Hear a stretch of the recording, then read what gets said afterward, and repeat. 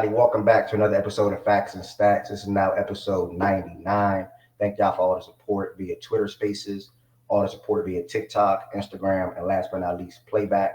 And also, can't forget even the website. I do make and sell my own apparel. So for those that have Facts and Stats apparel, thank y'all for that. And if you don't, you can get the link right below this episode in the caption on YouTube. With that being said, we have a lot to talk about today. Mainly a high-powered team in the West, in the Denver Nuggets. Who are true threats to them out west, and also can anybody truly upset them? And then last but not least, we're going to talk about the two matchups that we had this season, or mainly in 2024 between the Boston Celtics and the Denver Nuggets. I have a couple of the co-hosts with me up here, and then also key contributors to the platform as well. Jay Will and Heaven Sent, thank y'all. Wes and Swiper, thank y'all so far. And anybody else, well, we're going to have a couple other people join us during the show as well to talk about this with these two topics. So thank y'all for being here with me today. I'm going to pass it over to Heaven Sent, and she's going to direct us into what we're going to be talking about. Thanks, Ev. So the first topic that we're going to look into is who's the biggest threat to the Nuggets in the West and who can truly pull off an upset. Swipa, since your team are the favorites with Joker, who is, a lot of people say is the best player in the world, would you like to tell us who you think is the biggest threat to your team? Yeah, can y'all hear me? Yeah. Sure. In the Western Conference, I think that the team that has the best opportunity to beat the Nuggets in the 7-game series is the same team that I said going into the season that had the best opportunity because of their shot-making ability and the fact that they can just get obscenely hot offensively and they can put enough stops together in order to win the game. I think the Phoenix Suns are probably still the best threat to beat the Nuggets in the 7-game series, followed up probably by the Los Angeles Clippers, similar dynamic. But I would say that of all the things that you would need to make it happen, I think the Phoenix Suns with Kevin Durant, Devin Booker, Bradley Beal, that would probably be the best team that has the opportunity, especially with Nurkic playing good defense as he has the last couple of months as well. What do you think about the Warriors? You don't think the Warriors are a threat? No, I think the Warriors are 0-7 versus the Nuggets in the last couple of years for a reason. I think they are tremendously undersized. I don't think their best player can come close to outplaying Jokic at this point in time. That's not his fault. He's just older. And I think that Jamal Murray, I think that the thing that people are forgetting about that is Jamal Murray is probably going to be able to go bar for bar from a statistical output standpoint with him at this point, just because of the function of the offense. And I think coupled with AG having a mismatch at all times, Michael Porter having a mismatch, I think. And then on top of that, KCP is the best Steph defender in the last couple of years. I think he's holding Steph to like below 40%. I think he's holding Steph to around 38% from the field the last two seasons combined. So I think all that put together, I don't think the Warriors just have the full arsenal that you would need to be able to get it done. Yeah. So you said only the Suns and the Clippers, right? Suns, Clippers. I think that after that would probably be like the Thunder. Would probably be my next team that I would say that has the best opportunity to do so. Okay. Does anybody else have any other teams that they want to add to the pool? No. To take down the Nuggets? Yeah. In the West. Yeah, respectfully, I do have to add the Lakers. Oh my God. It's not that I think the percentage is like really high. I don't think the possibility is great, but I think matchup wise, they have one of the better matchups for the Nuggets, at least defensively. And granted, they have to out execute them down the stretch. I think that is a tall task, but in terms of truly hanging with the Nuggets, I think they're one of the better teams in the West because they have the defense necessary to do so. And then it's about coming through in the clutch for them. You talking the Lakers defense? Yes. It's tough. To just keep you all close, you know? Yeah. But go ahead, Heaven Sent. I was going to say, what do you think about the other team? Because he named two of your teams. He named the OKC Thunder as well as Hey, look. Clippers. We have just to be clear, we have a new audience. Try to slide that in there. We have a new audience. I am not a two-team merchant. I am not a player fan. I like the Oklahoma City Thunder. Don't let anyone tell you otherwise. This is But your go new ahead. brand. This is your new brand. It's is what always we're been doing. my brand. Y'all Okay. let Jay Will put things on me. Like, let's be clear. Because you, Byron, Jay Will, and whoever else you want to throw out there are player fans. Don't put that on me. Bro, how you not a player fan, bro? Hey, look. I You support not the a Russell Oklahoma City Westbrook Thunder. fan? You I not, love Russ. I love Russ, but I have a team. I have a franchise. I have an organization. Preach. You all have players Preach. bro. You both, bro. jump You to both. teams and franchises and organizations. Bro, what know- is, bro? It's a The I know biggest difference. Ed player, not behind the his saying biggest preach. player fan up here cannot be saying preach, bro. Relax. Like you the big, you root for like 4 players. What is There's 5 of y'all. The's 5 of y'all up here. Eb, J. Man, Will, Wes, I Harrison, consistently and root Byron. for 2 players, Swiper, bro. you know I'm a team guy first, No, though. no, You no, know no, I'm No, a you're team not. you're No, not. you're not. No, you're not. All You literally know I'm team guy first. Oh, Devin Booker's gonna win. Y'all remember what he said when Devin Booker's gonna win an NBA championship? First thing he I've heard said. you give up on First Devin thing he Booker. says. That's And then still he told, possible. and then he heard the Miami. He told the Miami Heat to trade Jimmy Butler prior to the play-in. I don't want to You hear didn't this. gave up on Miami, That's but still you never possible, gave up bro. on Booker or Luka. Devin Booker winning the championship alongside Kevin Durant is still possible. That's actually the team. Oh yeah, good luck for you. Love really is blind, in my bro. I don't know what to tell you, man. All I know is that every time we both think it's the same team that had a chance to upset the Denver Nuggets. I don't mean I think it's gonna happen. Yeah, exactly. But I mean, I think it's the same. I think the Phoenix Suns is my answer as well. The Phoenix Suns is my answer for those exact reasons. Dang, Wes, JB out playing Devin Booker down the stretch of the NBA Finals, man. That's nasty, bro. I'm not gonna hold you. Wait, what? What you just say? JB out playing Devin Booker? What? Yeah, JB out playing Devin Booker in the NBA Finals is number one. It's the best second option in the series. How you feel about that? Feel like that's possible? I mean, I think that was pretty random, but I could see it. I could get behind that. You know, shout out JB. No, y'all gotta chill. I think the Suns is out west. I think they are to me the favorites to potentially pull up an upset when it comes to the Denver Nuggets. Same reasons the Swiper said. Shot making, outside shot making, and they have 2 of the better guys in the league at doing so. And this time around, granted, game 5 and 6, I think 6 was without Chris Paul. 6 and was out Chris Paul and 8, if I'm not mistaken. 5, 8 and still played, but this time around, the low that we've seen Devin Booker hit, which people say is a regular thing when the series extend, that may not happen this time. You got Bradley Beal that can chip in with some outside shot making as well. You got Royce O'Neal who can chip in defensively. And Nurkic, like Swiper pointed out, a bit better defensively, especially than what Ayton was for the team. So out west, I think the Suns have the best chance to potentially pull off an upset as long as Devin Booker and KD can stay hot and obviously control the game and shoot efficiently from the floor. I'll go with the Denver Nuggets in that one. The Suns. The level of downplaying that you were doing about the Suns, like we don't be in here with you watching the games in playback with the Suns when you out here yelling Devin Booker to the screen. Huh? I'm out here yelling Devin Booker what? No, like how you downplaying your love for Devin Booker in this conversation. Like It's kind of wild, bro. I'm not. I just need everybody to come into 3-6 was without Chris Paul. I just need everybody to come into playback and watch a Suns game. Yeah, just one time. That's well on record. I watched the Phoenix Suns for Devin Booker. That is a fact. No, and then I want them to come in here when you're watching Miami Heat game and see the difference. Okay, well the difference is one is an exciting basketball team to watch. One isn't. Let's be real. Oh wow. Okay. I'm like, one has clip that. What's more Bro, Keanu with the eye roll got me dead. Clip that. I mean, you say your team's not exciting. I'll be real. No, but how can you say your team not exciting?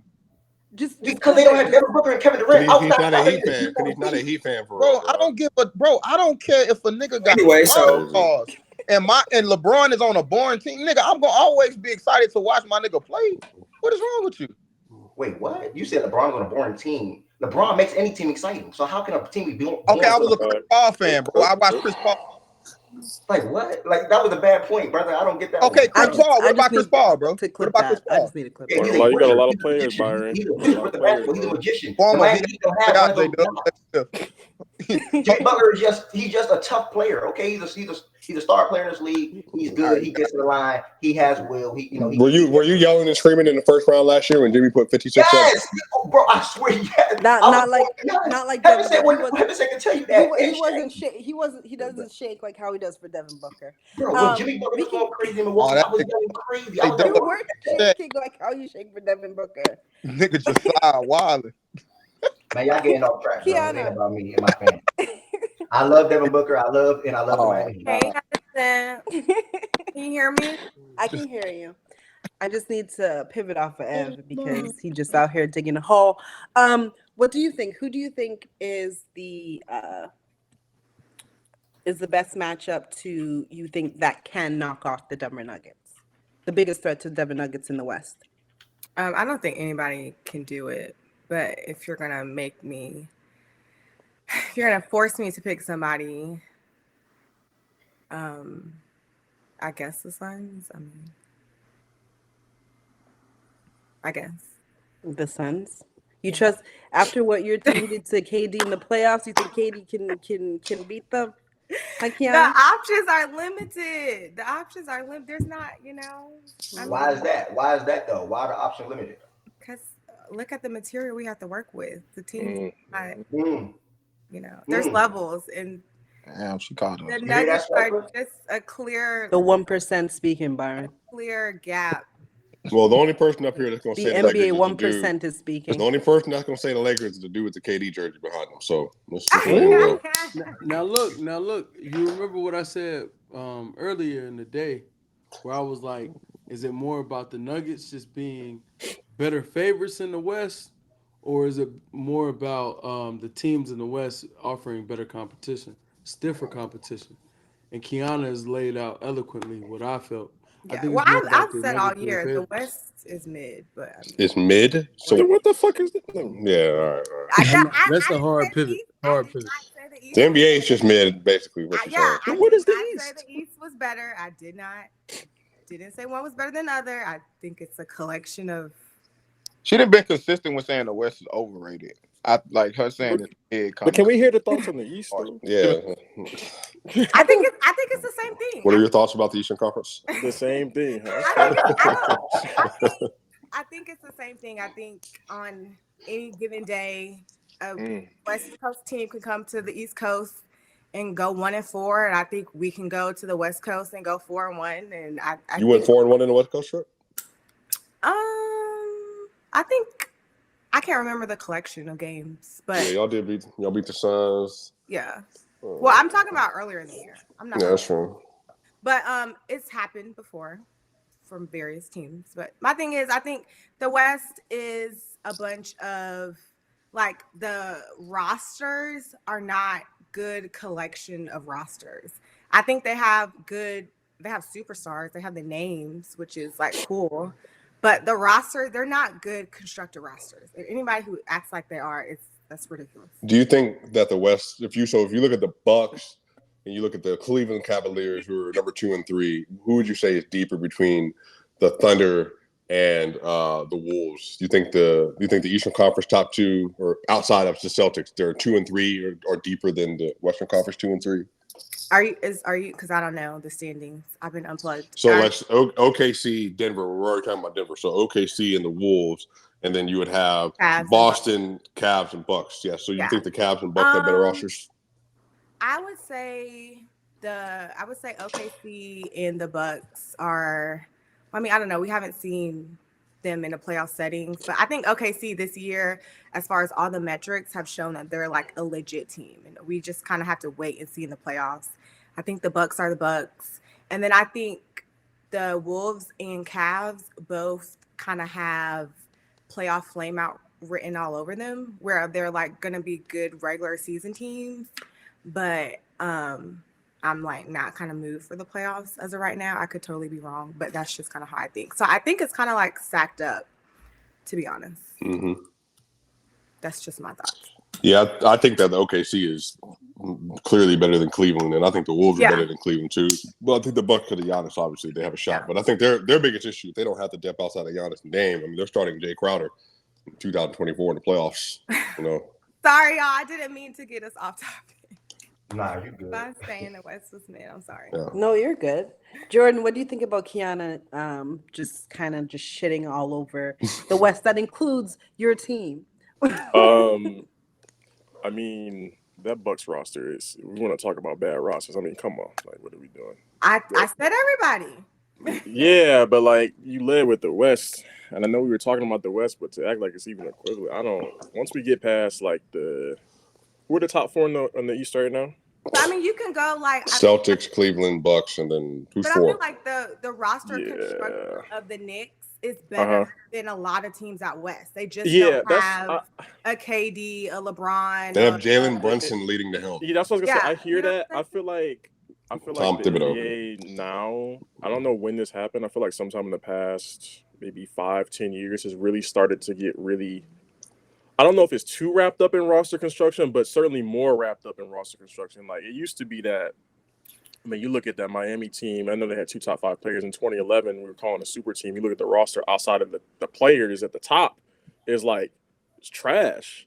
And now, if you putting something like that together today, I don't think people would be as moved, ready to call that team a favorite. Well, I mean, Bosch is there, but like because of the top heaviness, because I think it's much more of an emphasis nowadays on trying to build well-rounded rosters. At least that's how we look at it. Like if we look at a roster that's super top heavy, we almost kind of are very. You think it's due to parity? I think it's the talent. Yeah. It's just Okay. better. Yeah, it's the talent too. There's definitely a deeper talent pool nowadays. So it kind of makes it more parity across the league. So with that in mind, and everybody has the Nuggets as the favorites to come out the West. Yeah. What teams do you think is the biggest threat to the Nuggets? It's so weird because I'm going to say our team, but I don't think they have but like a 5 or 10% chance of doing it, if that. I think they are like the prohibitive favorite to walk through the West. It might be in a couple 5 or 6 game series, but I think they're pretty much going to walk through the West. But if I had to pick a team, it's so weird. I would pick us, but like we haven't beat them 7, 8 straight times. So it's really weird to say that. But Who's at the us? same, the Lakers. Mm-hmm. But at the same time, we play them close every time, almost no matter how the game flow goes. There have been games where we jumped out early, games where they've jumped out early, games in there where it's been close throughout, and it just always ends up close at the end. And there are other teams that they've played where there's a few blowouts in there on their end, and then on the other side they've lost. So it's kind of hard to like measure the two up against each other. Yeah, you got to beat them at some point if you're going to actually beat them in a series, and we have to beat them 8 straight times. But at the same time, we're the one team or one of the few teams that consistently plays them really, really close, like almost no matter what. So I would say us, because I think for anybody to beat Denver, it's going to have to come with some underperformance of a couple role players, right? I think like MPJ and KCP would kind of have to have kind of down series. Maybe Jamal, but I don't really include him because I don't really expect that too much. I don't think we have guys on our roster, at least, that are really going to give him issues. But I think in general, there's 2 pathways. Either you have Jamal having a down series or you have 2 of the role players having a down series, shooting from the outside. And I think they're role players, so that happens. We saw them get super hot last year, hit some crazy shots and have some crazy moments in games. So the opposite, because they're role players, can also happen on the other side of it. That's what makes them role players, the volatility of it. So that would have to happen. And I think that kind of lowers their ceiling a little bit. Their floor is still going to be really high because of Jokic and Murray. But that lowers the ceiling just a little bit. And while our floor is way lower than theirs, if their ceiling's a little bit lower, I think that does create a little bit of a gap for if Brown and AD are playing at one of the top duo levels, then that could make that a conversation. But again, you're asking for a lot because they're such a well-oiled machine that their role players underperforming.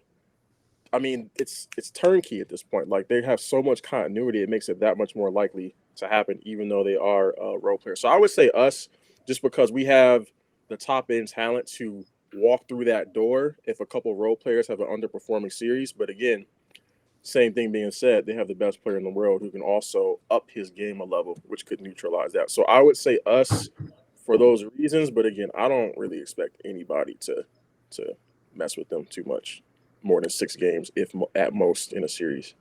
Mm-hmm. Is there any other? So you think the Lakers have the best chance? Is there I any would say other the team? Lakers, the Suns after that,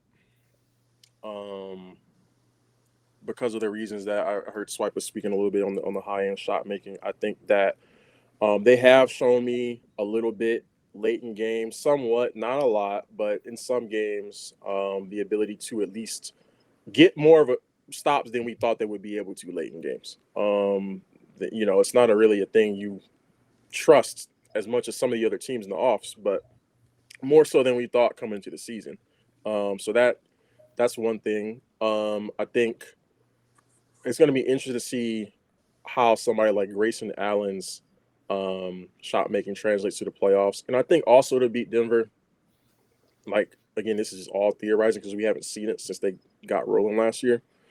But I think you need twitchy, athletic guys on the roster because one of the things they don't get credit for enough is how big of a team they are. People always talk about the Lakers being a really big team. The Nuggets are probably bigger than us because the players that they play that are like 6'8", 6'5", or above average size and height for like their positions, they're two-way players, so they can always stay on the floor. And I think that's one thing that Denver doesn't get enough love for, and as far as like their roster construction.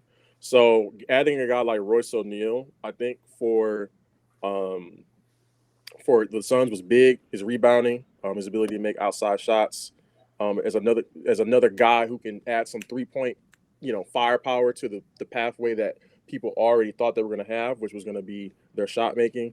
Just another guy who does like the dirty work, and Denver has a couple of those guys. You think about like Peyton Watson and Brown coming off the bench. So just kind of adding another piece like that, I think was a sneaky get for the Suns, and kind of gives them more pathways to win games than I think people thought. It's not just all firepower now. I think they can actually win a game, or maybe even two. Two might be stretching it, but they can at least win a game that's more of a grit and grind. We call it jail ball, low hundreds, high 90s type of a game. We're coming into the season. You didn't really think that could be the case. So shout out to Nurkic for stepping up, and shout out for Frank for kind of instilling that mindset this season. So just those two. I'm just trying to see if you're going to say a certain other team that you don't like. Two, I would say. I would say Minnesota, but it's Minnesota. You're really avoiding this other team. Any other team, Jordan? What you mean, the Clippers? I don't know. No, I don't see it. I'm sorry. I don't think that. I think the. Yeah, I don't see it. I'm not even gonna pretend like I said. I'm not even gonna pretend like I see a potential pathway where it can happen. I get the top end talent aspect, but I don't think they have the same top end talent as like we do. I think that Denver's size could give them some issues. I think they could have Jamal potentially have a less than top level series, but I just don't think that the execution. I don't think they have the top end talent, and if you don't have the top end talent, I think you have to be just as good as, if not better, at like the execution standpoint, or at least have that scale be a little bit level a little bit. And late in games, we just see with the Clippers, it's like, okay, Kawhi, and then we go to Kawhi again, and then let's try Kawhi again. It's like that's not going to do anything against Denver, bro. So I would say the third team would be the Wolves, but again, the execution down the stretch is just. Nah, that's not questioning. It. Yeah, so I would put them if I had to say a third, but I really only got two in my head that I think are actually possible. So, Wes, he took a dig at one of your teams, which is the Clippers, right? So, do you think you did agree with the Suns and the Suns and the Lakers, right? I mean, well, I haven't said any teams that I thought Oh, sorry. Go ahead. would do, like, haven't given my order. But I agree to those teams being in the pool. I agree with those teams being in the pool. Mm-hmm. Do you think the Clippers should be added in there? Do you think Jordan's disrespecting your other team, or? You know, Sure, given some outlier shooting, I could see it. You know, Okay. So I basically the could see same it. kind of reasoning as the Suns, you think? With the Suns, I don't necessarily see it as outlier though. I think Mm-hmm. that the Suns can truly play at that level. 4 out of 7 games. I think the Clippers, it would take like outlier shooting, like something that I would not expect from them to happen to Yeah. happen. But you know, anything is possible. Shout out Kevin Garnett. Is it because you don't trust Paul George and Harden for shot making, or? Yeah, I mean, I think that's at the forefront of it. I think also their size, because of the matchup stylistically, I just don't think that it bodes in their favor. So, given that, it's like, all right, we have to take a hard pivot, a hard zag when everyone else may zig. It kind of reminds me of the Rockets, not to a T, but it's like when the Rockets were like, hey, we see how daunting of a task and how scary the Warriors are. What we'll do though is we're going to make this a math equation, and that'll give us our best, chance to beat them. We can't go firepower for firepower, but if we lean into the three ball and lean into the heliocentrism of Harden, of CP3, and let them, run the show and orchestrate everything and get people the shots that they need and these open looks from their playmaking. Let's see if we can make it a series and a grudge match. And they were able to do that.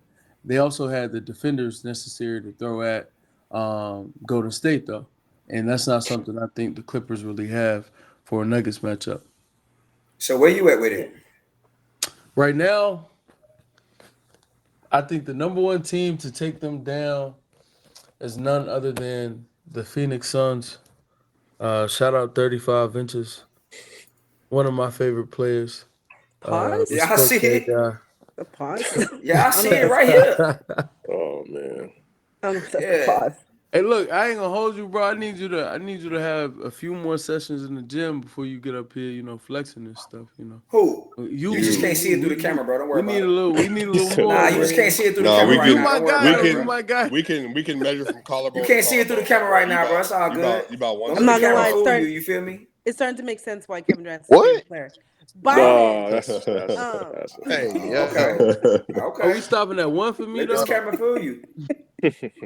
Don't forget though. I will put my What you Thunder. laughing for, L? Don't laugh, brother. Bro, the chat is crazy, I bro. will put my OKC They don't the wait. home team They in didn't there. hear Oh yeah, I didn't Oh, hear you that. put chat. OKC I second? didn't hear They that. didn't hear Chat. it properly. I didn't Yes. hear that. Wait. You put OKC second? Yes, I think our best player is Ooh. the player Mm.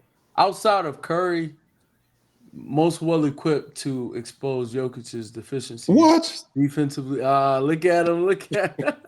Not quick enough, homie. Dude, But good luck. Good luck with that mid You range, say bro. so. That's what you say. But I know when it comes to paint touches, I'm pretty sure he's second to none.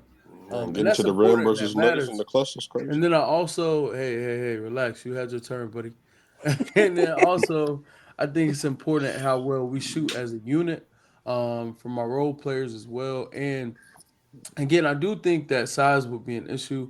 Their ability to bully us at times on the board, and I think Jokic would get a lot of what he wanted. But I think we would make Jokic guard a little bit better than other teams on a consistent basis, and the ability for us to convert, use our pick and roll as well to get shots that we want, and just turn it into a who can execute late in games and try to match some shot making. I think it would be interesting. So I'm gonna put us up there as well. How y'all Okay. gonna make it? How y'all gonna make it to noon if we take y'all out in the first round, Wes? Like how that's gonna work? And look, bro? you got to get there first, buddy. We gonna get there, You bro. outside the club. You still waiting One to A get in the matchup, club. bro. We One ain't let matchup, y'all in the bro. club yet. What is One it? A 36 matchup, and bro. 30. We be Y'all right y'all there, not bro. in the club yet. Good luck though. Good luck on getting in the club. Keep helping us, man. We Will it- 3-1 Party in the don't season, start till we man. get. We Party 3-1 don't in the start till season. we Y'all get there serving though. Nuggets Know get there, that. Not you hiding Just know behind the the bouncer because you just want know Play the y'all about 5 just more times. I just know we know the would get party don't start till we step foot in that hole. Just know that, Wes. Okay, so then, okay, I know we would be able Step to in the play y'all party. 5 What's more up? Where you times. at with it? Byron. Is it Okay. real? Byron. I said, Mr. Step Up to the Party. Where Yes. you at with it? Because Byron, he named 3 teams that you are connected to. Your favorite player, Paul George, What? for the Clippers. Wait. We have. Come again? We have. Let me get this out. Literally gonna be a reason that team ain't gonna be mentioned. But go ahead. Don't forget Not he's a on Chris my Paul end. Favorite fan. player, Don't Paul forget he's a George Chris for the Paul fan Clippers. for next. All right, You all right, have J-Dub. the OKC Thunder, which you had them to be a top 6 team coming into the Shout out to him for that. the season. For sure. I'm about to say 2 truths and a lie. So Paul George, your favorite player, the OKC Thunder, he has Definitely top the 6 lie. coming into the 6 lies season, and a half true. and the team that you support, the Lakers. Do you agree that those 3 should be in the pool? And do you want to add anybody else? Hell nah to the team that brother Paul George on. So no to that one. But the other 2, well, OKC, no, respectfully. Nah, I don't see OKC being a team.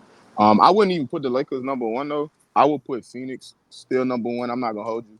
And it do come down to the shot making, and I'm fully on the bandwagon of you got to be at least, you got to come as close as possible going band for band with Denver in terms of shot making. And I think like that's the first like thing in the like chain of command with beating them. And I think Phoenix is best equipped to do that. Until the Lakers get over that psyche in regards to Denver, as well as they are like equipped, built with the size, believe in Bron, believe in AD, et cetera, all the things we say. Even if you want to lean into them being more of an offensive-minded team this year, which I think would benefit them in the series with Denver. Until they get over that psyche with beating them, I can't make them number 1. My nigga, you are 0-0 forever when it comes down to beating this team. So when that happened though, talk to me. But until then, they just got to get over that hump. And like, I think it's a psyche thing. Like it's in their mind at this point when it comes down the stretch and the execution thing. So until the Lakers do that, at least get 1 dub against Denver. I'm not even willing to have a combo with them being number 1. So I would still go with Phoenix for the reasons that most of y'all done already said. I don't want to be too redundant. So yeah, I should go with Phoenix number 1. Okay. And then you have OKC too, or everybody else just in a pool that you have together? Nah, I would go to Lakers at a distant 2, a solid gap in 2, because of all the reasons, basketball reasons why we feel they match up good with them. Like it's not like Denver just like always smack them like Jordan said. It's always Lakers jump out first, Denver jump out first. Executed. It's always about execution down the stretch. So for that reason, that they don't always just blow them out. And the Lakers see that they can like actually play with them, like be in the same game with them more often times than not. I still say the Lakers are a distant 2, but I say them in 2. Are you worried about the player in your profile pic in the series, or are you comfortable? Yeah and no. Yeah, because obviously you got a guard like KCP that could consistently, even if D'Lo, even if they go into why I would say no, which I'm gonna get to. Even I think if D'Lo playing his best game, KCP is the perfect defender to defend him. In terms of like quickness, navigating screens, all that good stuff. Because that's the biggest thing with guarding D'Lo is you got to have somebody on him that can navigate screens and stay attached. And KCP, arguably, he the best at that in the league. So with KCP being on that team, I'm worried. It's still a yeah, I am worried about him. Why I would say maybe no is because D'Lo have shown us, this year that he can't get it going if they just put the ball in his hand consistently. They gotta go out there and put the ball in his hand and not make him just an off-ball threat because he's a rhythm player. I think the 3 biggest rhythm players on this team is D'Lo, AD, and Rui. If they don't got a rhythm going, if they not seeing a couple of like easy ones go in out the stretch like early on, they could possibly struggle. Braun can get it going anytime. Even Austin Reeves, Reeves can get it going almost at any time. Them 3, they rhythm players. So if they don't go through D'Lo early, he can get phased out of the game. So I don't know how consistent Ham would do that in the Denver series. So, but if he do, and with Braun like maybe committing to playing off ball more, and him like being What do you say about D'Lo, Byron? Huh? What do you say about D'Lo? I said a lot about Sorry, I D'Lo. fell asleep, bro. All right, God bless you. Wake up. But what I will say is, I don't blame you as a Denver fan, though, brother. Shout out. Nah, that's flagrant. I don't blame him as a Denver fan, respectfully. I heard D'Lo's the way.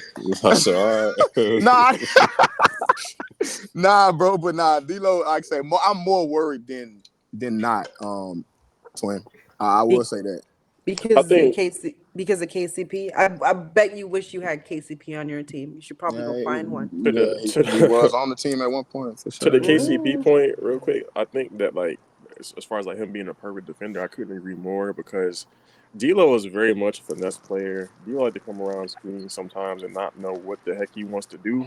And any little moment hesitation, that's either clamps, that's a steal, that's a tip ball. That's not gonna fly against KCP. So I think he can really throw D'Lo off of his game if D'Lo's not decisive. That's always my worry with D'Lo when he plays. It's not quite Dennis level, but like he just is so indecisive sometimes. Even when he has it going, some of the shots he's making is just like, do you really want to shoot that? Did you just kind of throw it up? You made it. It's hot right now, so it looks good, but yeah. This might be a little smaller wrinkle to throw in, like before we either go to somebody else or I go to the next team.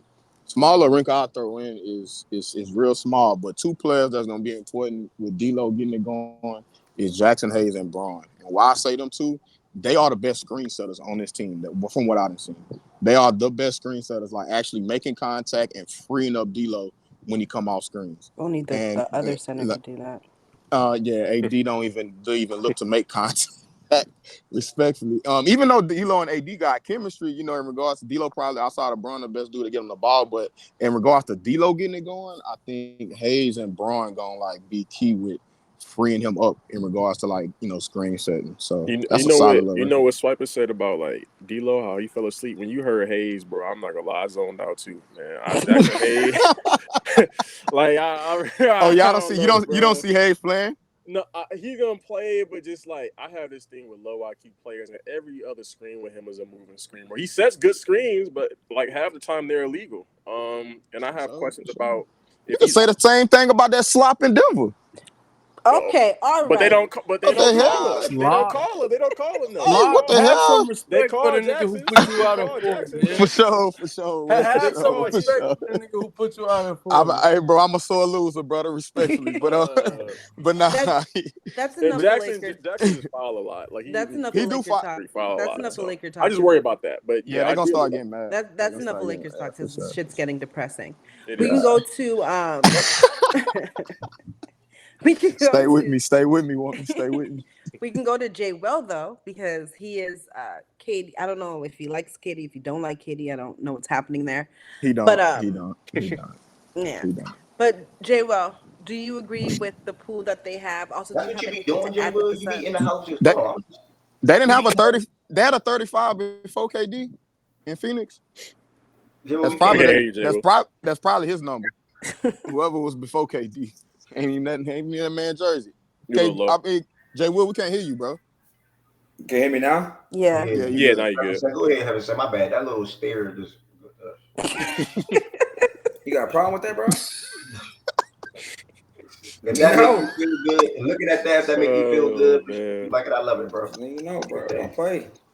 Y'all always Hey think man, make guy, sure bro. if you in the chat, you screenshotting that. I want to see everybody profile pic. I want to see it. Nah. They will make the pose again. Pose again. Nah. Real quick. Nah, you tripping. Pose. No, Nah, you God. tripping. Why don't you tell us about the Suns, Jay Will? Do you think they're a good matchup for the Denver Nuggets? Do you think they're the biggest threat to the Denver Nuggets? If not, who? And who else would you add? Yeah, I think it's us. I think I've been talking to Lakers this year, but they have core offense. I just can't put them in there right now. So I think with us, I don't know. With us though, my thing with us though is like the last matchup we just played them. We played somewhat of a defensive game for the most part, but I don't think we really like moved me enough defensively to where I feel like we can get enough timely stops. So even with my team, I'm still skeptical about it. But I think what encourages me is that we have them in space. And then Nurkic's screen setting was very vital in that game, and I think it's gonna be vital in the series to where it can free up Book, it can free up KD, it can free up Bill to get down to a spot that they like, and then we got shooters on the outside to where it's gonna be kind of harder to guard us in a half court set this year than it was last year. So, and Nurkic passing and connecting everybody also is like a positive. But the thing about what Denver does is like they'll load up so much into where they give us things that we feel like is open. And I think sometimes without playmakers, I don't know if they can actually always see it when it opens up to always get it to them, which we're going to talk about in this Boston matchup. I feel like that's the only issue I feel like we need to be able to clean up. But I think we played it one more time in the regular season. So if I can get more confident that in our playmakers getting those passes to the players at the right time in the right windows, then I do think it can go to 7. But I think if we don't, I think we probably lose in 6 again. So it just depends. Okay. So based off of that, I just hear that basically it's Denver and everybody else. So let's say Denver comes out of the West, as everybody predicts. Then we look to who can be on the bracket in the East, who comes out over there. And the majority of people pick the Celtics. So I'm going to transition over to Kiana. And I'd love for you to tell me, like, how do you feel your Celtics match with the Nuggets? I know that they have played already a couple times. So based upon those matches, like, what do you get from that? And how do you think that will translate to the playoffs? I think it'll be a good matchup, but we clearly don't have anybody to guard Joker. Both matchups, he pretty much got whatever he wanted, wherever he wanted, whenever he wanted. I can't remember the second one, but the first matchup, Jamal basically the same, did whatever he wanted, wherever he wanted, whatever he wanted. The game, I think we played them Thursday. There was a lot of like backdoor cuts, and they were just like wide open, like just nobody around them at the rim, like consistently. So I don't know. I think it'll be a good matchup. I think for us to win, it would definitely be like a 7-game series. That hopefully Game 7 would be in Boston. But I think it'll be a good one. So you think it goes 7 and you guys pull it out? I'm always gonna pick my team, of course. Heaven said, I don't know what type of question that is. But I think Tatum would have to play to a certain level. And I think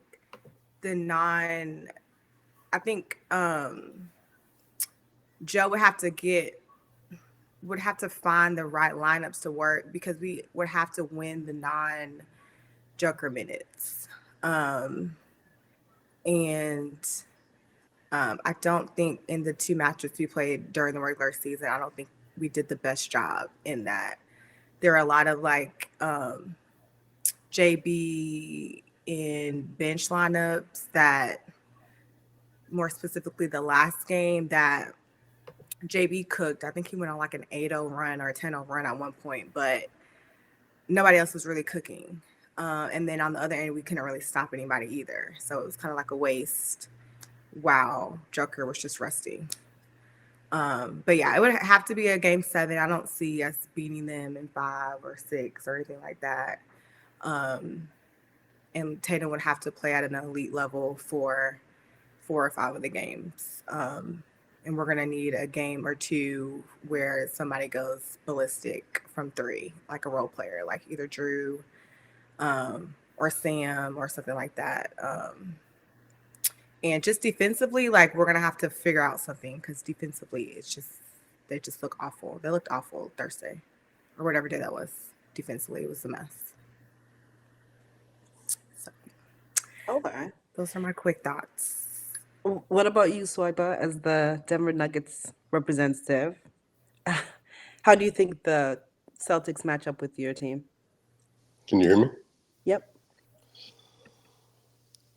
I'm probably less confident in the Celtics at this point. I think being able to win that series than I was probably a few weeks ago. I think that Tatum thing is real. I think the fact that the Nuggets have held him to like 38% from the field, 30 from three, and then 18 points a game, and the fact that they have dismantled their defense. I just think that at this point that like Kristaps, and Horford, that's going to be their best option. They're going to play those double big lineups in that series. I think that's smart. I think Horford will guard Joker, and Kristaps will guard AG. But I just think it's the Jamal Porter dynamic that I think makes it really difficult. It's just the amount of outlets they're going to have. I think now, because of the Celtics are going to be so used to the AG lob, I think they're going to be so focused on trying to eliminate like 100% variance, 100% shot, as opposed to like Michael Porter, KCP. But then there's even slips there for Jamal in a two-man game that are active. The Celtics, they're a very ISO heavy team in late game situations. I think that if you're just going to like try to shoot over the top of KCP or AG or MPJ or Maul, they're just taller. And then obviously Peyton Watson and stuff coming off the bench. I think if that's going to be the strategy, I think that can definitely help them, win a couple games or a game for sure. But I think Mazzulla will make adjustments by that point, and they're going to have a different look. I just don't know if they're going to be able to execute it high enough. And I think at this point, you get like Jokic in a final series where it's like all cards on the line, and there's no like, there's no like tampering or there's no like settling. And he's just full aggressive. And then obviously, with the two-man game, I'm just less confident because I just think that the gap that will exist between what Tatum is able to do and Jokic is able to do is just humongous. And I think that that's not a slight. It's just I think in processing basketball, getting down to a fourth quarter, and I do think to her point, I think the Celtics, they did this in the fourth quarter when they had Drew, Kristaps, Jason Tatum, and Drew, Jalen, Kristaps, and Jason Tatum, and then they had Sam Hauser in the game, and that was the stagger minutes versus Jamal in the bench, and that's what got them. They went on a 6-0 run, and then Jokic came back in the game. So I think that's what they'll do. They'll do similar things like that. I think the difference is Aaron Gordon will be playing that backup center. They might even flank with Michael Porter in that kind of line of distribution, and then have KCP either with Jamal or they'll have Justin. We'll kind of see how they do that. So you don't play in that series? You said what? You don't think Zeke playing that series? No, not by the finals. He played both of those matchups. Yeah, not by the finals. So they only do that to rest Aaron Gordon's legs. Okay. They just don't want to do that in the regular season. But I think in the finals, like just like them, they're going to play there. The Celtics, they have 8 they can play, but they will play 6.5 come like game 2, game 3, game 4. But that's just the way the playoffs work. Like, Peyton's going to, like, for instance, Reggie Jackson by that point might not be playing. And it might just be Peyton and Christian. And they'll just substitute from there. Like, we're going to go all wings and Joker, or we're going to go Maul with a bunch of defenders. And that's what we're doing the whole game. It's going to be Joker with AG, MPJ, KCP, and Peyton. And then it's going to be Jamal with Christian, Peyton, Aaron Gordon, and Porter, or something like that. And they're just going to – and the Celtics going to be their starters. And then they're going to have Al Horford come in there. But it's going to be Derek White, Drew, Jalen, and Jason Tatum, and they're just going to rotate bigs around them, and that's all you're going to get, because that's how you win those kind of games, because that's everything's on the line. And I think Tatum's going to have one of those really high scoring games that he does. Like I said, everybody knows how I feel about Tatum. I just think he's still developing, but I think him as a pull up shooter, when he gets hot, it's like Kevin Durant level, like unstoppable, just because you saw it like in game 7. It's just KD doesn't have a 50-point game 7. He doesn't. Like, Tatum has been able to reach heights as a shooter, but again, that's what he does. KD didn't play in Embiid's Sixers. Watch yourself. I mean, he's just, I don't know what to tell you. Like, then name another matchup. You know what I mean? Tatum has done that multiple times, is what I'm saying. And so that's what I'm saying. He's obviously he's not Durant overall, but I think when he gets to his apex, Jason Tatum, he can go on these masterclass 46-point games versus the Bucks in game 6. 50 points in a game 7, and then 50 points he did in the first round versus the Nets or whoever that was in 2021 after the bubble. Like, I've seen him do it, and I know he can do it. So I fully believe that. I think the problem is they're going to be asking Tatum to do something that he's never been able to do, which is sustain greatness for a 7-game series. But honestly, I just think the amount of pressure that they're going to be under to meet the Joker minutes and then to win the Joker minutes, I just think that's a lot to ask for. over the course of a series. So, And I yeah. think Keon, oh, go ahead. I was actually gonna ask you a question, Keanu. How the KP and Al Horford minutes look this year if they didn't play it a lot at all together? It's hit or miss. Sometimes it looks really good. Sometimes it looks awful. Okay. Sometimes he'll try to do the two bigs with Luke, somebody else, and sometimes it'll look really good, and sometimes it'll look awful. And then the Nuggets matchup, he don't want to try both of them because of the way the Nuggets move, cut. Right. Joe didn't want to try. He did the Tillman Al Horford lineup the last game, and then the game before that, he went with KP and Al for a little bit, and then went away from it real fast. Hold on, you say the who and Al? Who's that first one? Tillman. That's who he liked. Xavier. More. Okay, Xavier. Okay. Yeah, he liked it more. He thought he could move his feet more in that matchup. Yeah, I think that's gonna be important because I think that was the most he's played in a game, to be honest. Yeah. Which Xavier? Yeah. Yeah, well, and I agree with that, and I think that was smart because I think Missoula, which go to show you his brilliance. You know, Brad Stevens, they worked out that trade with this stuff in mind. Xavier Tillman had typically been a better matchup for Jokic than KP because KP doesn't have the core strength and like the stoutness. Mm-hmm. You know, Xavier, he likes the girth. Right, but Xavier, you saw versus LeBron, he moves, he adjusts. Byron, you're 33 years old, by the way. He moves and he adjusts and all that other kind of stuff. I think some of this is, it's just that Joker is just not fazed by that right now anymore. So, but I think that was a good pick about that. Key, what you was gonna say? I ain't even land what I was going to ask up. But I was really going to kind of maybe say it to the panel, but mainly the Key. I think that's going to be key, in regards to Xavier and KP minutes, KP Al, Xavier Al minutes, a combination of them being on the court together going to be key because Aaron Gordon, in my opinion, if you go too small, he just going to abuse whoever on the short corner. And it go to what we were just talking about earlier, me and Swipe, in regards to late in games when teams try and take Jamal out. Okay, Jokic just say, all right, bet. Now me and AG just about to go to work, high low, and AG's gonna keep running short corner, and asking JT or JB or whoever to bang with Aaron Gordon short corner. That's gonna be asking a lot. So I just think a combo of two of those the bigs gonna be, I think, key in that series. Yeah, I would agree because KP's gonna need some help out there. Yeah, for sure. Between that and in the East with him and Bam, it's just and Giannis, he's just blessed his little heart, honey.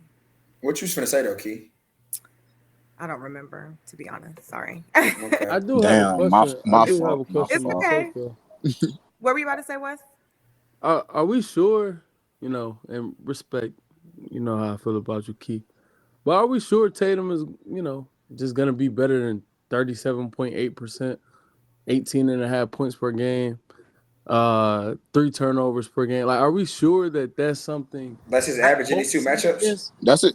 Yeah, that's all about that. That's his stat line in the two matchups. I think he will have games like that, and then I think that's the issue that people have with Tatum overall. It's just he's not consistent. So I think he'll have really high highs, and then because the first time he played, he played abysmal. Him and Jalen played they played god awful. But I think you'll have the high games and you'll have the low games, and hopefully we just get the high games when he gets help. I don't think what we saw these two times, and that's kind of the bad part about the West is we only get 2 sample sizes. If we play them 4 times, I think I would feel a little bit stronger either way of the matchup, but just 2 games to me isn't a large enough sample size to because even if you go back last year, I think that'll be a total of 4 games, and I think the first time we played, I won by 26 in Boston in November. Then the Nuggets won by 12 in January, and then these 2 games. Yeah, but I think the first time we played, JT played really good, and then I think the second time we played, he went nuts. Yeah, he was probably mid. So it's just I think there's just not enough times that we play each other to see. But I think he'll have highs. I think he'll have lows, and I think the goal is that it balances out eventually. He's not going to play to Joker's level or close to that for 7, 6, 5 games. Like that's not gonna happen. But he can't play like how he played these 2 matchups this year and think that we're gonna win. Like it's just not gonna happen at all. He has to play. That's fair. Last year, he had a 34-point game. That's the game y'all blew him out, I think. Mm-hmm. And he was 11 for 21 from the field, really efficient. Game 2, it was 24 points, if I'm not mistaken. And he was 7 for 16 from the field. So I get your point. I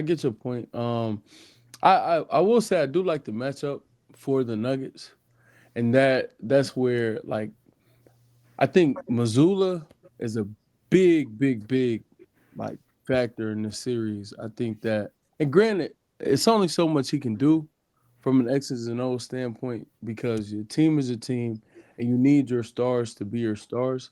But I think he, like, for the majority of the season and like throughout JT and JB's tenure, a lot of times you'll see teams, the Celtics lean into JB getting it going in the first quarter and then letting Tatum have the second. But sometimes this season it's been, all right, JB play half the first, JT play the whole first, and then JB come in the second and have match up those minutes. I think it more so to me this for the finals, if you all do match up, I think it needs to be a lot of JT minutes matching Jamal. Some people might think that's crazy, but I would put JT around,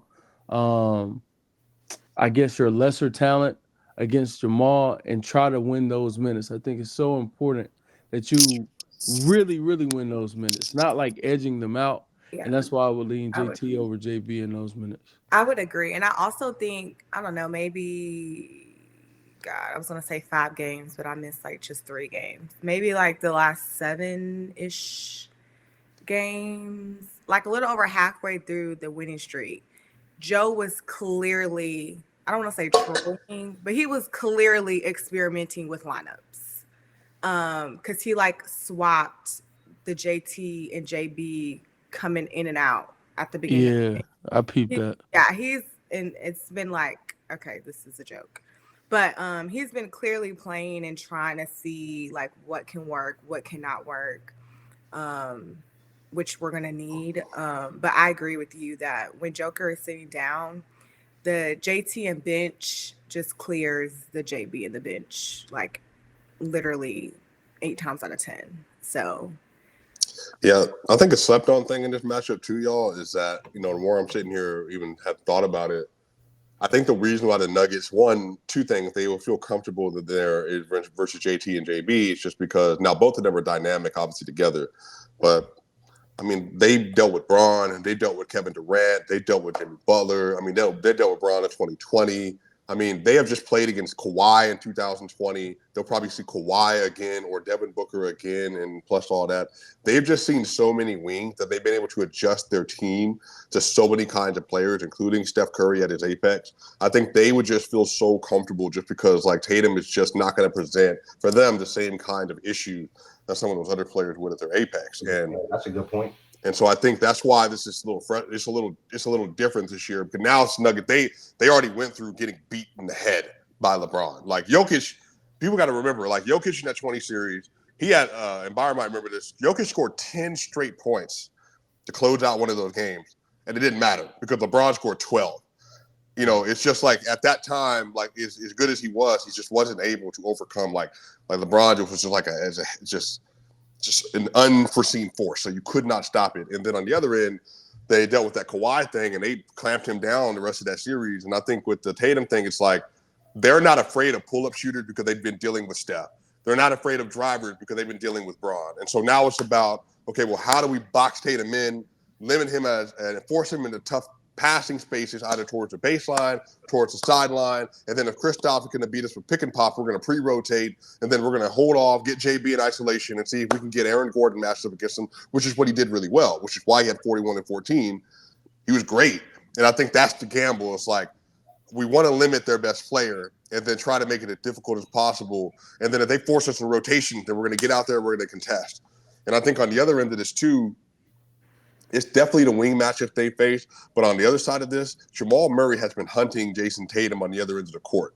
Now, some of this is because Jaylen Brown and Drew Holiday are more natural Jamal Murray defenders, just because their sideline to sideline speed. Whereas Tatum is a little bit longer. And I think, too, getting him in action as much as possible, hopefully wear him down, which Tatum put in the best conditioned athletes in the league. So obviously that's not something you do easily. But Jamal has felt more comfortable versus, I think, him as opposed to maybe Jalen or Drew. Now, I don't know if Jamal would say that. And I know that it was just a part of their game plan. So I don't want to say, like, Jamal felt more comfortable. But I know definitely a part of their game plan was pulling Tatum away. And again, some of that is the wing defense and wanting to get him off the ball. Like, if he's off ball, he can lurk a little bit. Whereas if he's on ball, then we're taking away maybe his best skill set. And so I think a lot of this is going to be a lot of chess, a lot of hunting. And again, if Jamal Murray, if his playmaking has been like it was in the Miami Heat series, and if what it's been throughout this season, if he's able to play make and then Peyton can hit those mid-range shots and then Michael Porter and AG are there, I think that's going to be the formula is just really hunting some of those things. But I think, like I've said this too, Kiana, I just think that I said the same thing about the Suns I said last year. If the Boston Celtics strategy is going to be pulled up three-point shooting and hunting three-point shots, that's just not going to be enough. Like, they're going to have to, like, come with something different. Go ahead. No, go ahead. Finish. No, I was just going to say, like, that they're going to have to develop a little bit just because I think the Suns are going to also try to do that. But I think that's why we're all saying they're going to come up a little bit short. Because if the Nuggets are getting easy baskets, like, at the rim and in mid-range, and they're like elite in mid-range and elite at the rim, and then the only three-pointers they're taking are wide-open three-pointers or Jamal Murray step-backs, which is shooting like, I think he's shooting like 44% on step-back threes this year. Did he pause for y'all? Yeah, he paused for me. I think, is he? Yeah, he's paused. Yeah.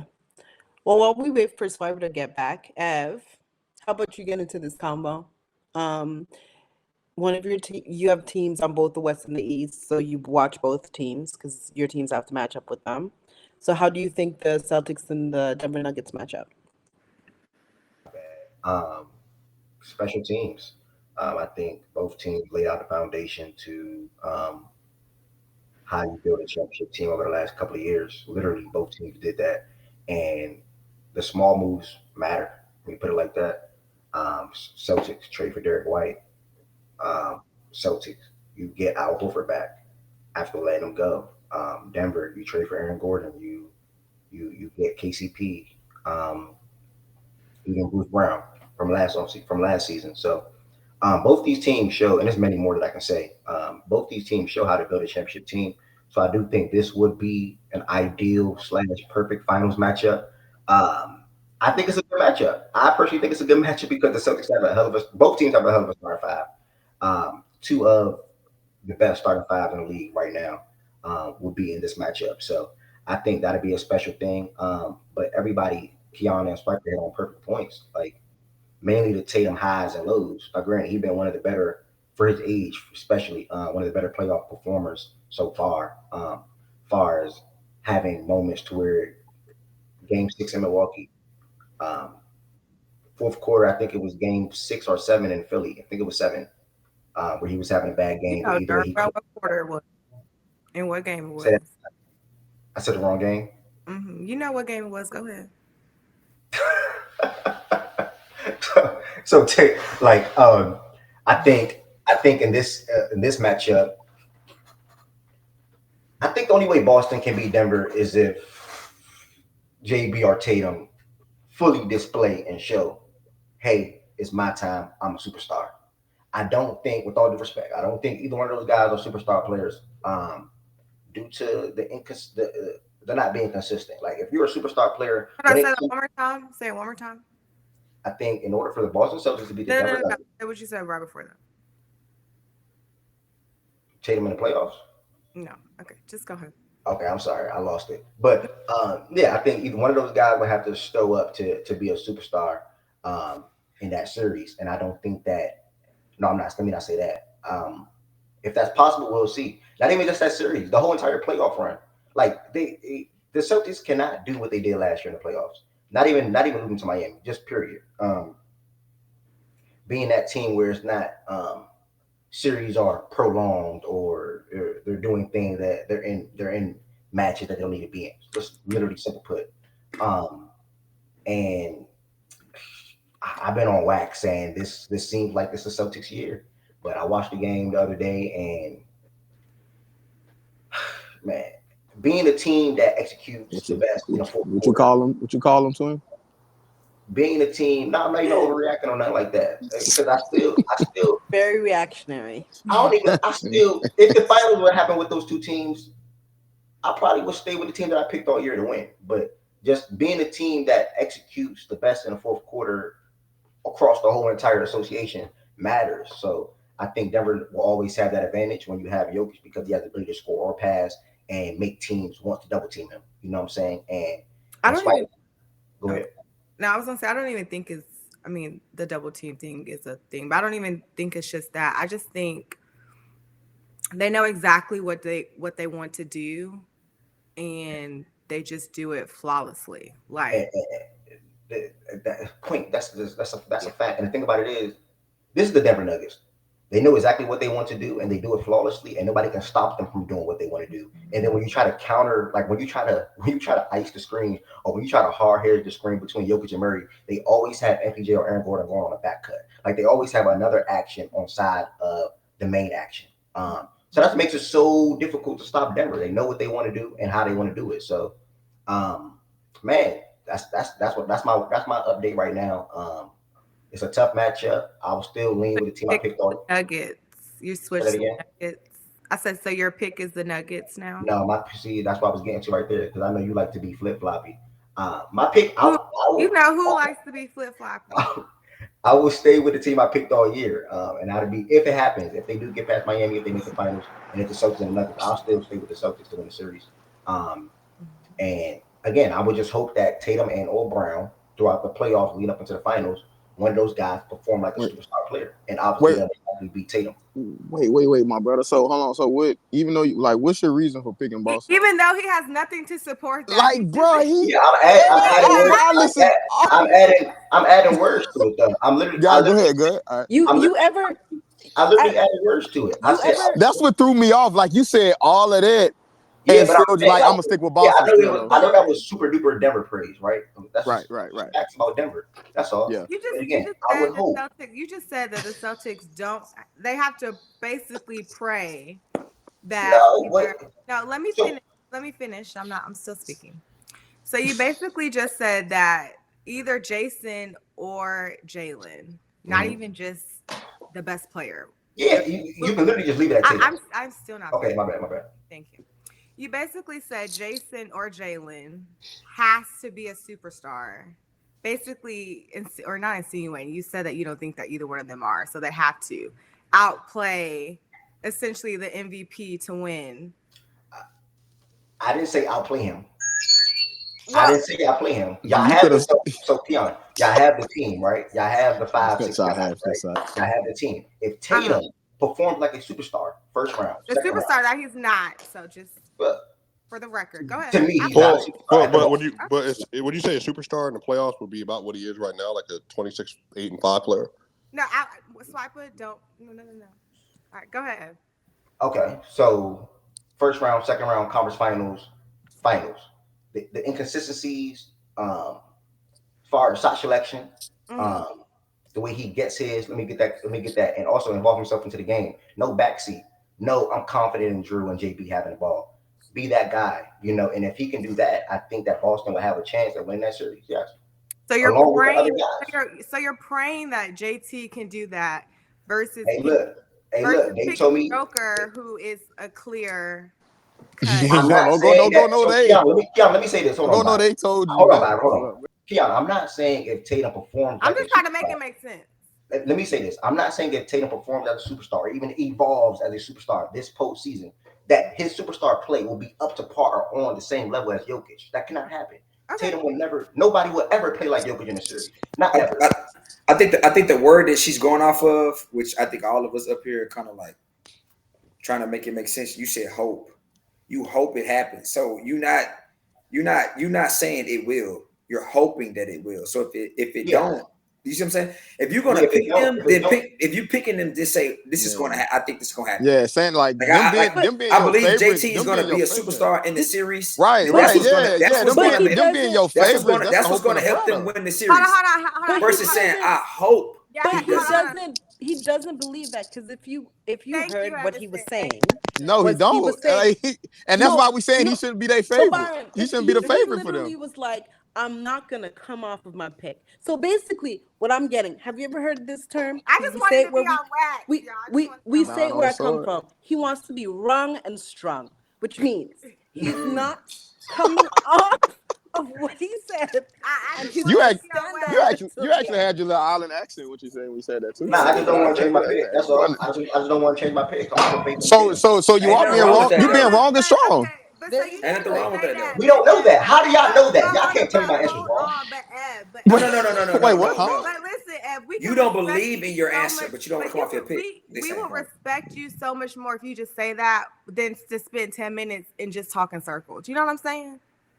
I said that. I said I'm just I'm gonna stay with my same pick. Hey, Last Ev, game. Ev, you know I'm here if you need me. All you gotta do No, is I'm say good, bro. yeah. You know that. You know I'm Yeah, alright, all man. Hey, right, You watch know I'm back alright. with that. all Listen, right, all listen. right. He's Man, that 26 man years sweating old. under that He's do-rag. He 26 is not years all old. right, bro. He has all the experience, and throughout his short career so far in the playoffs, he's been one of the better playoff players or performers so far. I highlighted pinpoints to where he rose to the occasion.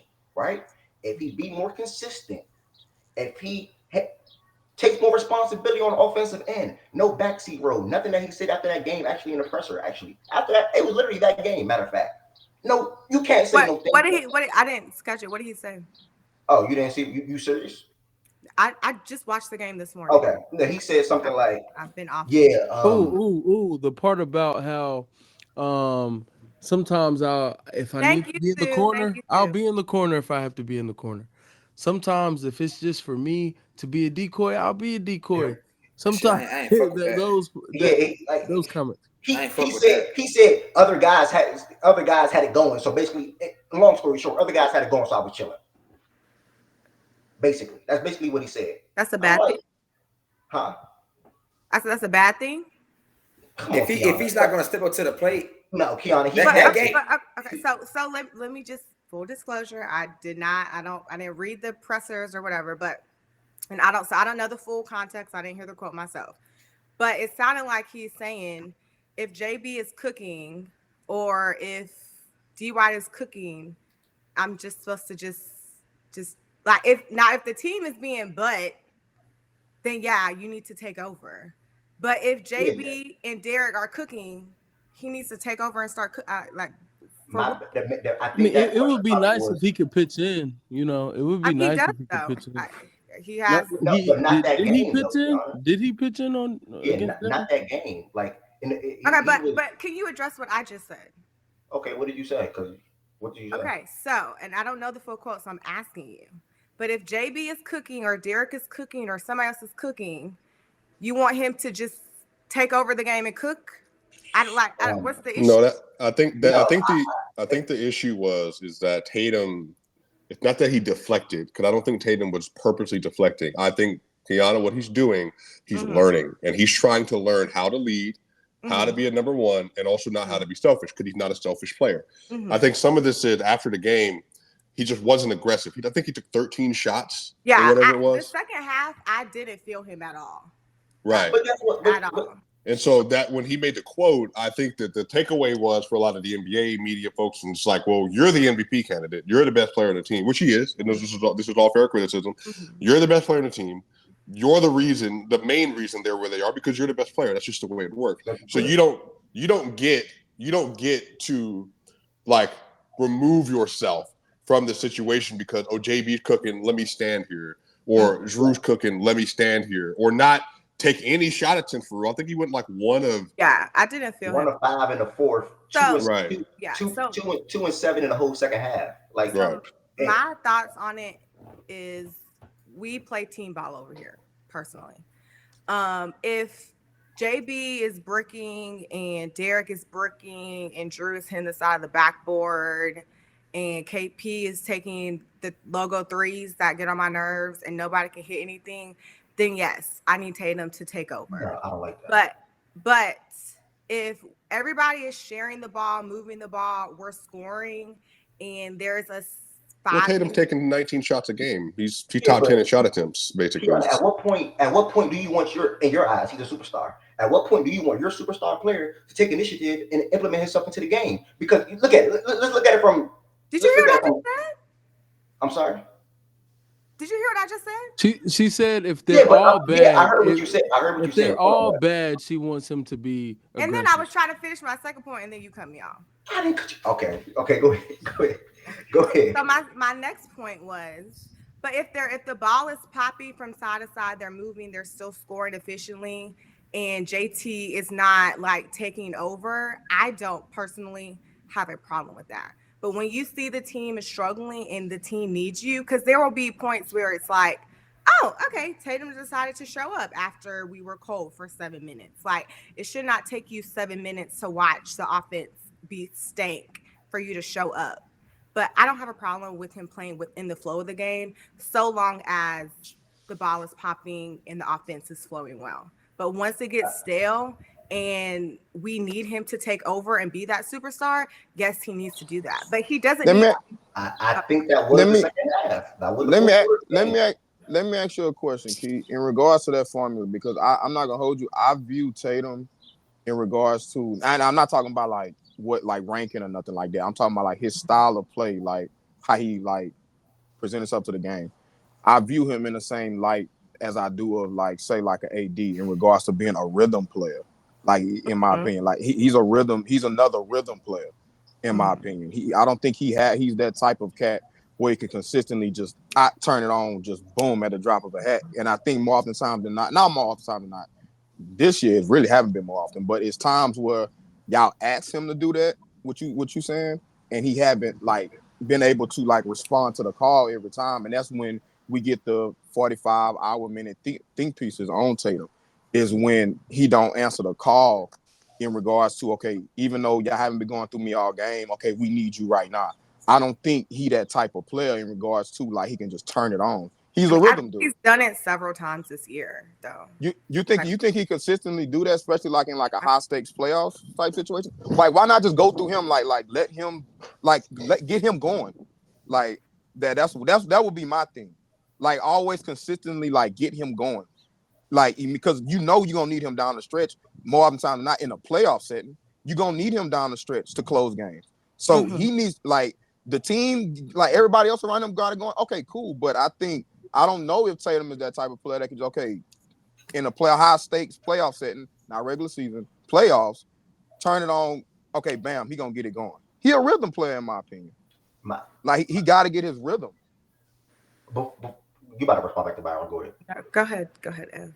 Because I'm trying to. So again, he can't turn. Well, can't wait to hear you say back to Byron point. But my only thing that I was saying was, if you look at that game, which you watched back, right? JB had it going. JB was, like you said, cooking since the first quarter, right? But you made a point to say, if Derek is cooking or KP is cooking, go ahead and do your thing. Granted, that's fair. A regular season game, and that's fair. This is the Denver Nuggets you're playing against, and KP was not cooking. Derek White was not cooking. KP was shooting 30-foot threes for I don't know what reason. He shot like 10 of them. It was ridiculous.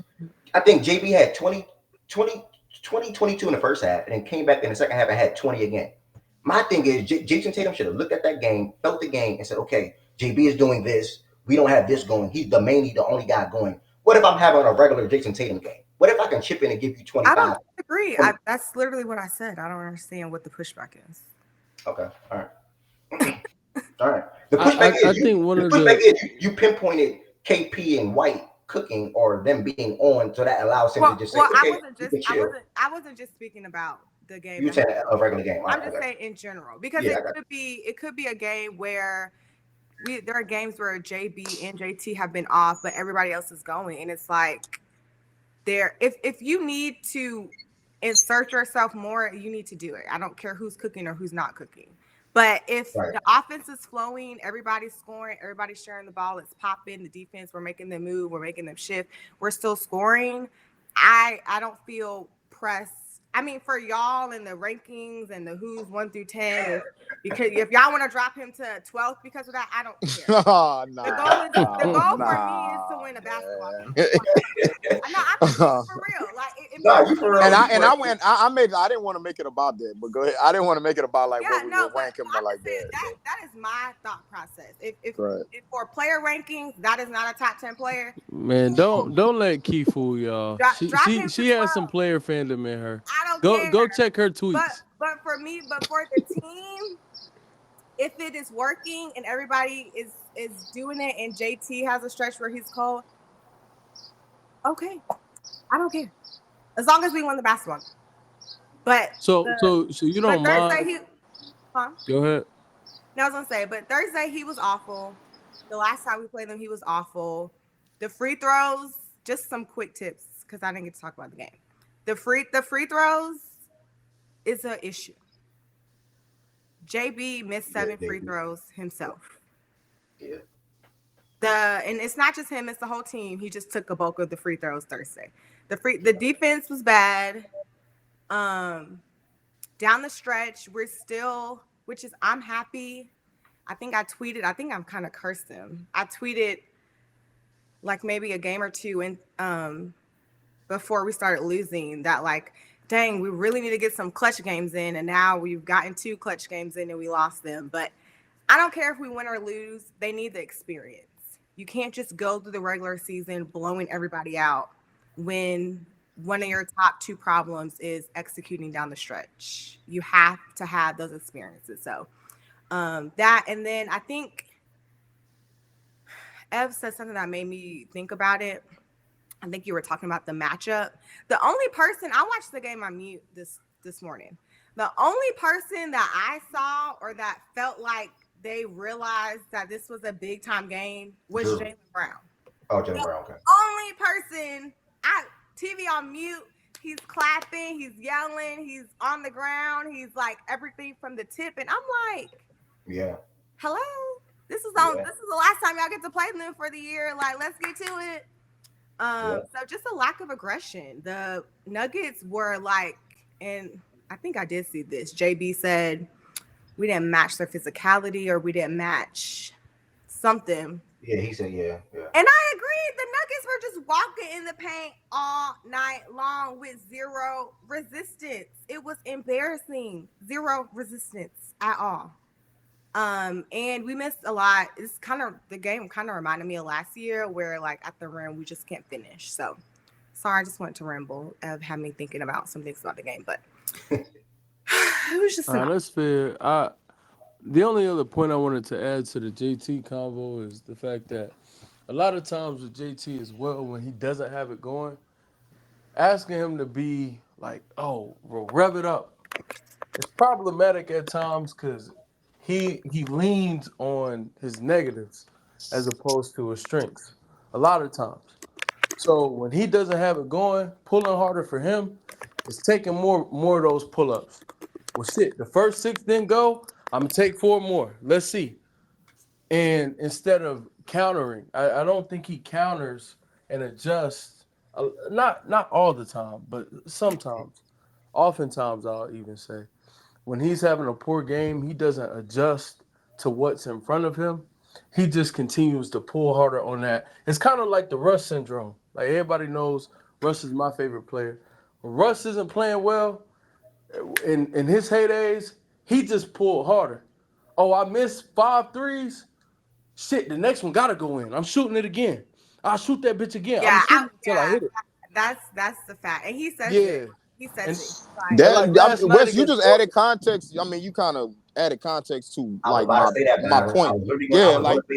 Yeah, you just like added like detail to it, but that's what I was saying for the most part. Yeah. I mean, and Tatum's not perfect. He's a work in progress. There are certain times where I watch the games and I get very frustrated with just like just get to the rack and finish. Like, don't just like get there and freaking finish. So I agree. And he says it like when his shot doesn't fall, he keeps shooting. And I think part of that is the confidence he has. And part of that is like, if he didn't do that last year against Philly, then we would have went home. Quite honestly. So Yeah, that's true. he kind of just falls back on that too, that he's just confident in himself and he's just gonna shoot himself out of a slump. But I think this is like what, 3 or 4, maybe 5 games. I'm trying to think. I'm off because I haven't watched the last 3 games, but I think a couple games before that. Turkey? Huh? Excuse me? I just 3 got back from games. Jamaica. Oh, all right. But yeah, so he's Be just been cool. he's been in a little slump. Hasn't been playing his best ball. Today is hospital Celtics and friends, so hopefully he can get back into his groove tonight. But yeah. Oh, yeah, the team is his tonight. No JB, no KP, and there's another player missing. So, Al. So, yeah, all the shots, and I think it'll bode well. And I think even in last night's game, I know this isn't a part of the topic, but even though he shot 9 for 23, it was good to see him adjust to that Nuggets game. It's like, I'm not pulling too hard. Last night he went 3 for 10 in the fourth quarter. And it was like, regardless, I'm going to try to break out of this. I'm going to keep going, and let's see if I can get a rhythm. And granted, 3 for 10, not great. But it was, I think, a good sign to see him pull harder in a game where you knew you were winning anyway. Like Portland wasn't going to beat them. So that's one of those games where, to everyone's point, I think it's imperative for him to try to get going. And I was pleased to see him at least attempt to. So He's not a superstar, Tone. He's not a superstar. To add this, I do think if Jason Tatum, like, I've been saying this, I think if Jason Tatum is able to average maybe like 9 attempts, free throw attempts, 10 free throw attempts, something like that in the playoffs, like you'll see, just overall, I think you'll see like how much that improves. Well, I think that this is another thing. I think the refs at the Nuggets game were letting a lot of calls go on both sides.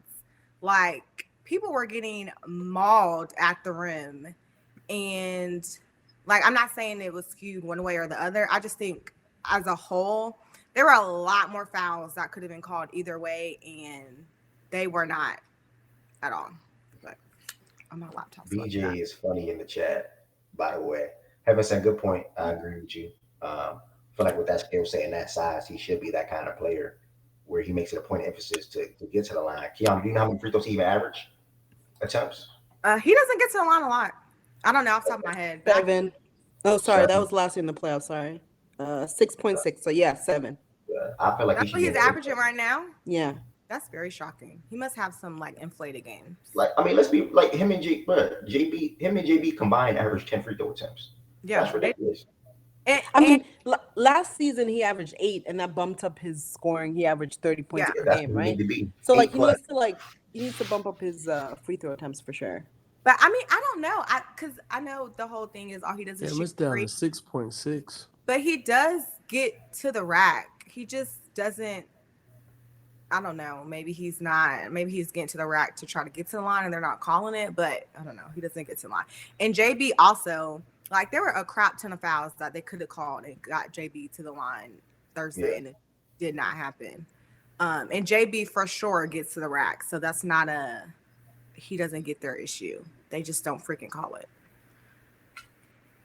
JB shooting 70. I know it's off topic. I'm gonna pass it back to Heaven saying, but JB shooting 70% from the free throw line is crazy. Like the whole entire team. Yeah, that's the whole hitting on a free throw. It would be over. That's crazy. But that's the difference between JB being like no funny niggas like did the whole his scoring is so down blah blah blah. If JB was an 80% free throw shooter, that's 2 more points per game. But it wasn't this bad last year. No, it wasn't. But that's always been a part of the weaknesses. Like I don't think he's ever been above 7. Like I don't think he's ever been in the 80s as a free throw shooter. And it's weird because he has a good mid-range game. But if you look at his mechanics, he doesn't know when to release the ball. His real issue at the free throw line is his release. He holds the ball long, and it's inconsistent with when he's releasing. It might be 2 seconds sometimes. It might be 1.5. It might be 2.5. And that part of his game, like releasing at the apex of his shot, and just the inconsistencies of when I actually release. Yeah, I he think got a that's big he part got of a funky. Yeah, he got a funky little hitch for sure. Yep. For sure, it ain't as bad as Stopping like a his shot. Giannis. Yeah, Yep. it's okay. More of everything though. What I haven't said, I just don't want to switch my pick. I know obviously all the obvious reasons point to hey, pick Denver because all the things that I said, but I'm gonna rock out with the Celtics, man. If they Long make it, and man. strong. I And hope hopefully, you're this strong about your Miami Heat when we get to oh, if we the see playoffs. y'all, of course, but that's not the conversation right now. You said Hey, what? but I said Ev, if why? we see y'all, of course. What you mean? If we see No, y'all, no, about any matchup. Just no, I'm not speaking on us playing the West team right now. But Ev, you can but Ev, why you? stand for a team that's your rival, but not your old team. That's crazy. Hey, but Ev, look, bro, why are you like that, bro? And I'm gonna ask you this because I'm gonna take a couple notes on my brother by my brother West page, like with the ebbs and flows of a season, and when you get new information, why you can't just like why you can't just all right, bro? I know what I said in the beginning of the season, but Denver has just showed me something in terms of consistency. Alright. Whatever, boom, boom, boom. I give you that. You're right. Yeah, it's, Like yeah. you don't Have gotta you down. met You don't It's Ev? got. not even my You vibe. don't Y'all gotta right. Why down me am I so doing much, that? bro. Not Have even you my have thing. you met Ev? Yeah, I'm showing fake coach. That's my bad, y'all. My bad. Hey, Fake coach. nah, I Fake haven't. coach. Not in person. So no, I mean, Fake coach. I not do yet. apologize, bro. I do apologize. Come That on, matters. man. Like you could Yeah, just I'm switching my pick. Y'all got me. You got me. Good point, bro. New information. I'm gonna stay with it. I'm gonna stay with the Nuggets on this one. Yeah, the Nuggets got it. My bad. You My funny. bad. Okay, I so hate. you're switching it Yeah, again. I hate to do it mid episode, but yes, I have to switch my See, pick. that's Now. what you were scared of. You were scared of Kiana coming at you. Oh, No, folks, I okay, you know, gonna switch again? but That's what it was, brother. I mean, you can just keep it a stack. I Keep it funky with me, bro. Man, What you say? I'm gonna What up, Key? clear and concise answer. You can switch. I'm gonna save this for the rest of the Nah, facts. Give your reasoning, switch, and we can move on. I don't Facts. Just stay there for sure. Yeah. But just be clear with it, you know? I believe Tatum is knocking on that door to be a superstar, and I think this place he can show. The same door as Jimmy, right? She giggling that woman. Same door as Jimmy. Jimmy. Yeah. Well, according to Swiper, he would take Jimmy over Tatum right now in the postseason.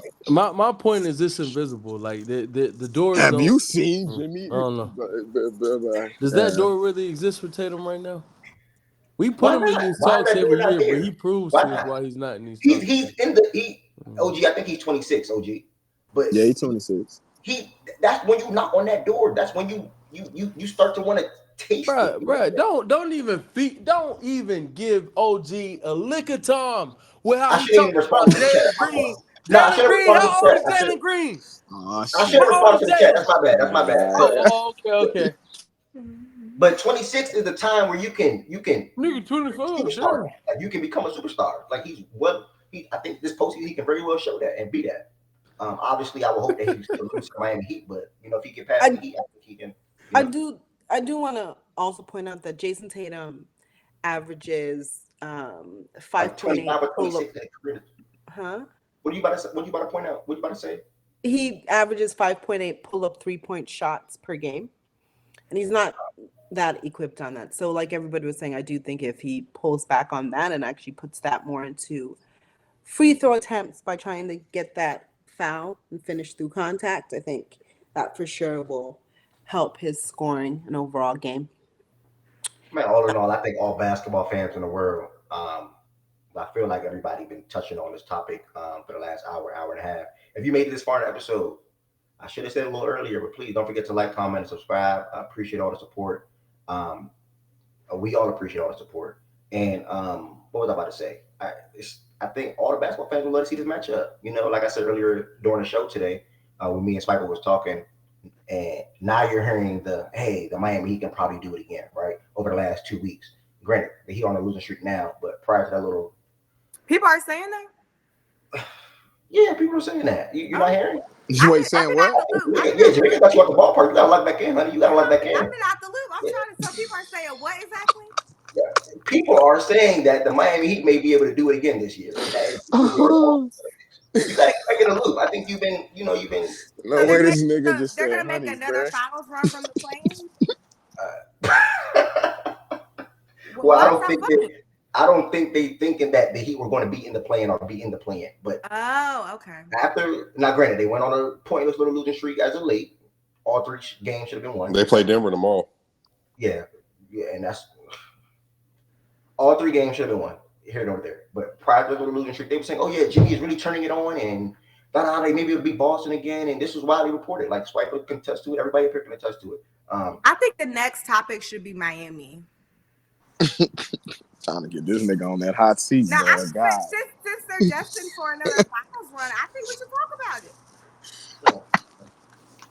Okay, maybe we beat Denver tomorrow. Yesterday or just the other day, he said Miami sucks, and he was kind of. I'm not gonna hold you. So I don't know what's happening. Hold on, what you say? Hold on, what you say to him? The other day, I saw him say something about Miami sucks. I don't know. So. No, losing to the Washington Wizards, yes, you suck. That game should never mind. That's yeah.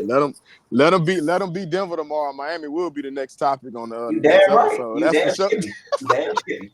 But losing to the Wizards, no, seriously though, losing to the Wizards, that shit was like Denny Alvia, Tyus Jones, Kuzma. I can't make this shit up. Corey Kispert, all those guys hitting shots in the 4th quarter. Like I can't make it up. So I mean, hey. Yeah, y'all let Tyus Jones have.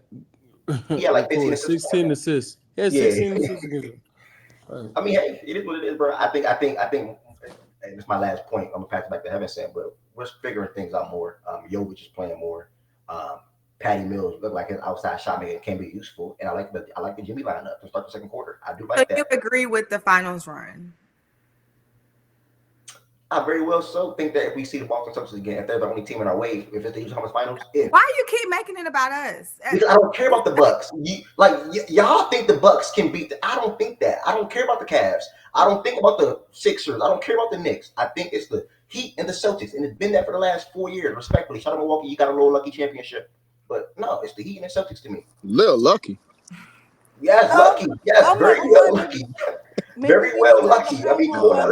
Like, we were just talking about it today. He came out of the finals. Giannis at the time was arguably the best player in the world. Let me not do this. He was the best player in the world to most people. He came out of the Eastern Conference Finals, and played a team that had Devin Booker as the best player. There's no shade to Devin Booker. We literally just talking about this today. That is very well much so lucky. This is nasty work about your. No, drop 50 in the game. Drop 50 in the closeout game, brother. He went out there and performed. I think Dame is like 33 or 34. Yeah, something like that. Yeah, I'm just being real. A West that features KD, Kawhi, LeBron, et cetera, et cetera, et cetera. You got to come out and play Devin Booker for your first championship. That's a blessing. Shout out to Giannis. Shout out to the Bucks. Oh no, KD you downplaying? You can't call it lucky. But you can't call it lucky. You can't call it lucky though, brother. He just didn't play. One of the premier superstars. That was a blessing. That doesn't mean it's lucky though. Like he not lucky. You still got to go out there and perform. Byron, we didn't see people. What he done since? Who do you have to perform against? Mikal Bridges and Cam Johnson. We didn't see people overachieve though, Ev. You still got to go out there and perform. Am I right or am I wrong? Yeah, like we didn't see. Hey, brother, we didn't see. Okay, cool. But have we seen people overachieve in that moment? We have. Like we've seen people overachieve who may not, they not expect to win, but they overachieved and won it. All right, is it a blessing? You still gotta go out there and handle business. Was it a blessing? I mean, what you mean a blessing? You still gotta lace them up, brother. I was a hooper. I don't look at it as no blessing. Man, I still gotta go out there and bust your ass, bro. I ain't calling it no blessing. But he ain't. But he didn't. To your point, he didn't face a premier superstar. But I'm just not gonna say lucky. I ain't gonna say lucky. I hear you, Slate. I hear you, man. Trae Young in the conference finals. They won that conference finals without him, by the way. Hey, do y'all want to go revisit what people saying about Trae Young that year? Or are we gonna look at it in hindsight? What did he say? Could he beat Embiid? That's supposed to be I don't something. know. Hey, what you mean? I ain't say nothing. I'm just saying how they viewed Trae Young in the vacuum. They went poo-pooing on Trae Young as a player in the vacuum there. Yeah? We might be going too far though. We might be going too far. Heaven sent. I do want to reel it back go ahead, because we have Jay Will's been on mute this entire time. Look at him. So I would really like to hear. You playing the game, brother? You playing the game, fool? Or you just don't care about anybody because you think your son's gonna come out the West, so it don't matter. This is a moot conversation. Agent, be cool on me, brother. That's not. But what you Okay. asking me? What do you About the think about Celtics? the Celtics Denver Nuggets matchup? I think I kind of heard everybody and what they had to say. I think for me, I'm still on the tip of like they perimeter defense in both matchups to me, and what I saw is something that I feel like is a positive for Boston in the 7-game series. I still stand by that. JB's ability in both fourth quarters to like lock in on the way he did on Jamal Murray. I mean, screen navigation, one-on-one, picking him up as soon as he crossed the half-court line, putting that pressure on the ball. Because one thing like we did in our matchup and they did, when you deny the ball, you try to front Jokic, you try to make it harder for him to get a touch. And then by the time the shot clock is going down, you're making the others on the outside try to make a play. Those guys, in my opinion, I feel like they're doing a good job defensively. Like I heard Key said she thought the defense for the Celtics could have been better. And I agree with her to a certain extent, but I also think stopping the Nuggets is like a tall task for anybody. The defense was So I think it's a tall task to where I don't really think you're gonna look at a defensive team and be like, well, we really guarded them in a way where the Nuggets don't look like the Nuggets. Nah, they're gonna look like the Nuggets for majority out of any game. It's about in stretches when you can lock in and be able to like make them look like that, make them look opposite of what they are. I think Boston can do that strictly off the perimeter defense alone. I just think for me with JT, these matchups of what I'm seeing is like he's overthinking to me. He's over passive. He sees what the defense is trying to do, and he thinks that he's making the right decision by trying not to be the aggressor. And to a certain extent, KP got going in the third, right? He started making some shots over the top. In the fourth, I think he make a couple as well. So I think JT be looking at these things as like, well, I'm obviously making the right choice because other guys are starting to get it going as well when I'm not trying to overly do it. But at the same time, in the fourth quarter, I think Joe switched it. Like he saw that JB was cooking in the first quarter, so he let JB keep cooking to take out JT. I mean, no. He took out JB and brought him back in the second quarter because JT like was okay. And then he switched it in the second half. And I was worried. I didn't think the JB minutes without JT was going to be positive. And it actually was. So I was like, okay, well, then it's time for JT to do the same thing JB did in the second and the fourth. And JT didn't do it. So I think this don't feel like, I said it before, I'm going to say it again. This don't feel like the Nuggets have them to me. I think I'm picking the Nuggets right now because I need to see JT specifically, to Kiana's point, when they're being challenged down a stretch of a game, truly challenged, not a team made it interesting, but the Celtics pulled it out. I'm talking about truly challenged to lose the game. How JT performs in it, how the team performs in it. For me to switch my pick, but as of right now, I can't because I don't know what this team looked like at that point, and JT didn't give me nothing to be feeling positive for in these two matchups against Denver. But I still think it's still a minimum 6-game series, but I still think this is going 7. Okay. So I feel like Jabel's the only one that picked the. No, you said you picked the Denver Nuggets too, right? So everybody just picked the Denver Nuggets. except me. Except Kiana. I'm sorry, I did not include you because like you can't not choose the Boston Celtics. Of course. Before we close out this episode, does anybody else have anything they want to add to the matchup? Or because Jabel, the thing is, everybody kind of addressed Jason Tatum and like what he needs to do and getting to the line and that sort of thing, right? Does anybody have anything else about anybody else on the team and what they can do, or is it just you think it's just Jason Tatum? I think Jalen is. I think with teams trying to use this new strategy to guard take JB in this isolation type of situation because there's respect because KP on the court. I'm not gonna lie to you. I'm starting to be even more confident with his play. So I need him knock down free throws, like he said. I need him as an off-ball shooter to be somewhat reliable because they're going to try to help off him and Drew from a catch and shoot standpoint. So I do need that from him. the backcourt from the Celtics, I'm not really worried about them. I think Drew's coming along. I think Derek's going to be Derek for the most part. The post-up offense with KP, I don't like it. They don't have something in place when they give him a post touch, they have guys moving, cutting, working off of it. Now people standing and watching him, and he's not strong enough to back his man down once he get it outside the box. So I don't like the KP post up offense shit. Get rid of it. But if you're going to keep it, give it to him when he's inside the box and not outside of it. And if you're going to give it to him outside of it, please move. Like, people got to cut and move. If they not, don't go to it.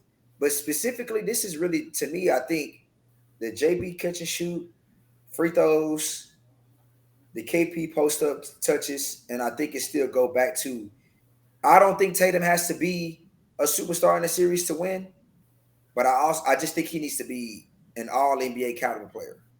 I think what I'm seeing in these two matchups is you look like a damn near third option. That's not going to work. Giving me some all-star caliber games, maybe, if the defense is strong. All NBA caliber player, what team, though? Huh? Talking Denver. All NBA caliber player for what team? Denver. I don't think he needs to be. No, you're talking about I'm saying, like, you're talking about all NBA first, second team. Because if you say third, what team? What team? All NBA caliber player for what team? If you want to go deeper into that point.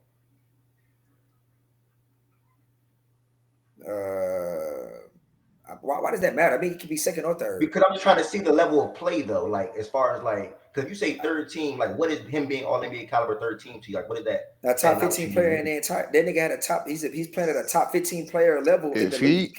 If he gonna be on that caliber, like all NBA third team, this gotta happen. And this was gonna be a point I was gonna bring up when Twin had asked if we had anything else. Jamal Murray got to be neutralized, which I think Boston is equipped to do. That's why Jamal Murray got to be brought down to earth. Like, he can't be playing and over exceeding like the type of level of play like we didn't see from him before. And Boston like have the personnel, in my opinion, to do that without like overexerting themselves. They just naturally have like a certain type of personnel to where they don't gotta like overexert it and just put too much into stopping Jamal Murray. Like, they can mainly like not maybe one-on-one stop Jamal Murray, but they got enough to where they not overexerting themselves. So if JT gonna do that, Jamal Murray got to be at a certain level. He got to be brought down. Yeah, that's what I said. I think JB been doing that. I said JB's been doing that in them 4 quarters. Literally, that's what he's been doing. I mean, Drew also played a better game against him in the second game than he did in the first. So that is my overall point. I think their perimeter defense is like one of the biggest keys, because I think what y'all don't peep when y'all hear second or third all NBA caliber from Tatum, it sound nasty, but y'all know this guy's really his playmaking with this team has been good this year, bro. He's opening up the court for them. He's still being one of the most doubled players in the league, and he got this crazy team that everybody's saying he has, and he's still getting doubled like crazy, and he's opening up the court for everybody. That's still happening. So it sounds like, he could all NBA is not first team. I mean, I still think second and third team is top 10, 15 in the entire league. So I don't know why that's a slight. Yeah, Tony. That's what. Yeah, I said neutralize. out of the gate, Tony. But nah, yeah. What do you think neutralizes exactly, Byron? Like, what are we talking about? To what he is in the regular season. Like 21 Heat series. What he is in the regular season. The Heat series. 21 and 10 was neutralized. All right, that's cool. I'll take not that. 10 assists. Not 10 assists. No, that's Jamal. Not 10 assists. But Jamal ain't no 10 assists in the regular season. No, but he averaged 10 assists in the NBA Finals. He said the Heat series. I'm saying minus the assists, 21 and 6, something like that. No, Byron. But Byron, I think this is. I need to make this note though. Jamal is only averaging 21 and 6 now because of pace of play. They're the slowest team in the league. Like, if you up his number per possession, he's averaging all NBA numbers. I think I just want to be clear about that. Like, the difference is in the playoffs, the possessions are going to go down. Well, they're going to stay the same for Nuggets. But the problem is that because of the way the usage is going to work, his numbers naturally go up anyway, because that's what happens. They make a shift in their game plan, where now they're more distribution oriented. They're going to rely on their 2 best players. So that's why his numbers go from like 21 and 6 to like, 27. So even if his usage go up, which I agree with everything you just said, they got to limit his efficiency. Like I he mean, can't. yeah, His in the usage. finals, yeah, it's Yeah, possible. like But yeah. but then the problem is they got that's. I think if that happens though, Mhm. then I think. Let me ask you this: Who? I don't. That's not a fair question though, because I think that for me, like I think that can definitely happen. Like say he averages a 55, 54 true shooting in the finals. Like I'm good with that if he's 10 assists again, which is very much possible. But I think the other end of this is like that means Tatum and like Brown are gonna have to like. They're going to have to be plus efficient. And I think the problem is doing that versus the Nuggets and their defense consistently. Like I said, consistently, that's the problem. And I think What's that's plus what efficient? I think last year in the playoffs, I think plus efficiency, I think efficiency was 56. I think like a true shooting efficiency was 56. So I think anything beyond a 56 is like what I would say a plus. And I think if they hold them, like they did Jimmy Butler was a 51. Bam was a 50. Their defense absolutely locked in. So I'm saying if they're holding like, Tatum to 52, 53, 54, and again, that's about what he was in the playoffs versus the Warriors. I mean, he was like a 51 or something like that, or 50. If they do that again, then I just don't think they, and I think that's the thing. The Nuggets have the personnel because they're going to throw Gordon, Porter, KCP, Peyton, and Christian at him. And they're going to load up. And they're going to have hands everywhere. Go ahead, I want to be clear. If Tatum plays like he played in 22, then yes, we're not going to do much of anything. I mean, that's. But I think the thing that made that possible was Wiggins. Wiggins was incredible defensively, and Draymond obviously in that series. I think What that also made it possible that was his first time even, in my opinion, y'all going to use the Heat. I think the Warriors doubled down on what the Heat were doing even better. I think he's never faced that before. I think that played a part too. I think he's faced it. He's went through it to be a little bit better than what he would in 22. Yeah. I mean, I think the problem though, Jay Will, is like that's cool. I agree. But the thing is, the Warriors were really quick and agile. Oh, sorry, he averaged a 48 true shooting in the final. So that's right. So I think some of this though, Jay Will, is like the problem is the Nuggets are so big and athletic, and they're bigger and more athletic than I think what he's normally going to see, especially in the Eastern Conference run. So I think that's where the problem is. Is like, if Aaron's there, and Aaron's whole job, his only job is going to be finishing, hitting open three-pointers and closing, and then being the number one wing defender in the league. Like, that's his only job. Whereas Tatum has to play make, score, create, play defense, switch, rim protect, off-ball defense, like all that stuff. That's just such a task to have and be the best player on the floor for his team and be efficient, Jay Will. That's a lot. That's a huge responsibility. And you're basically saying superstar though, but he's asked to surely do a lot. No, but he's a superstar on his team, and then that's what they asked him to do. He's the best player on the finals team.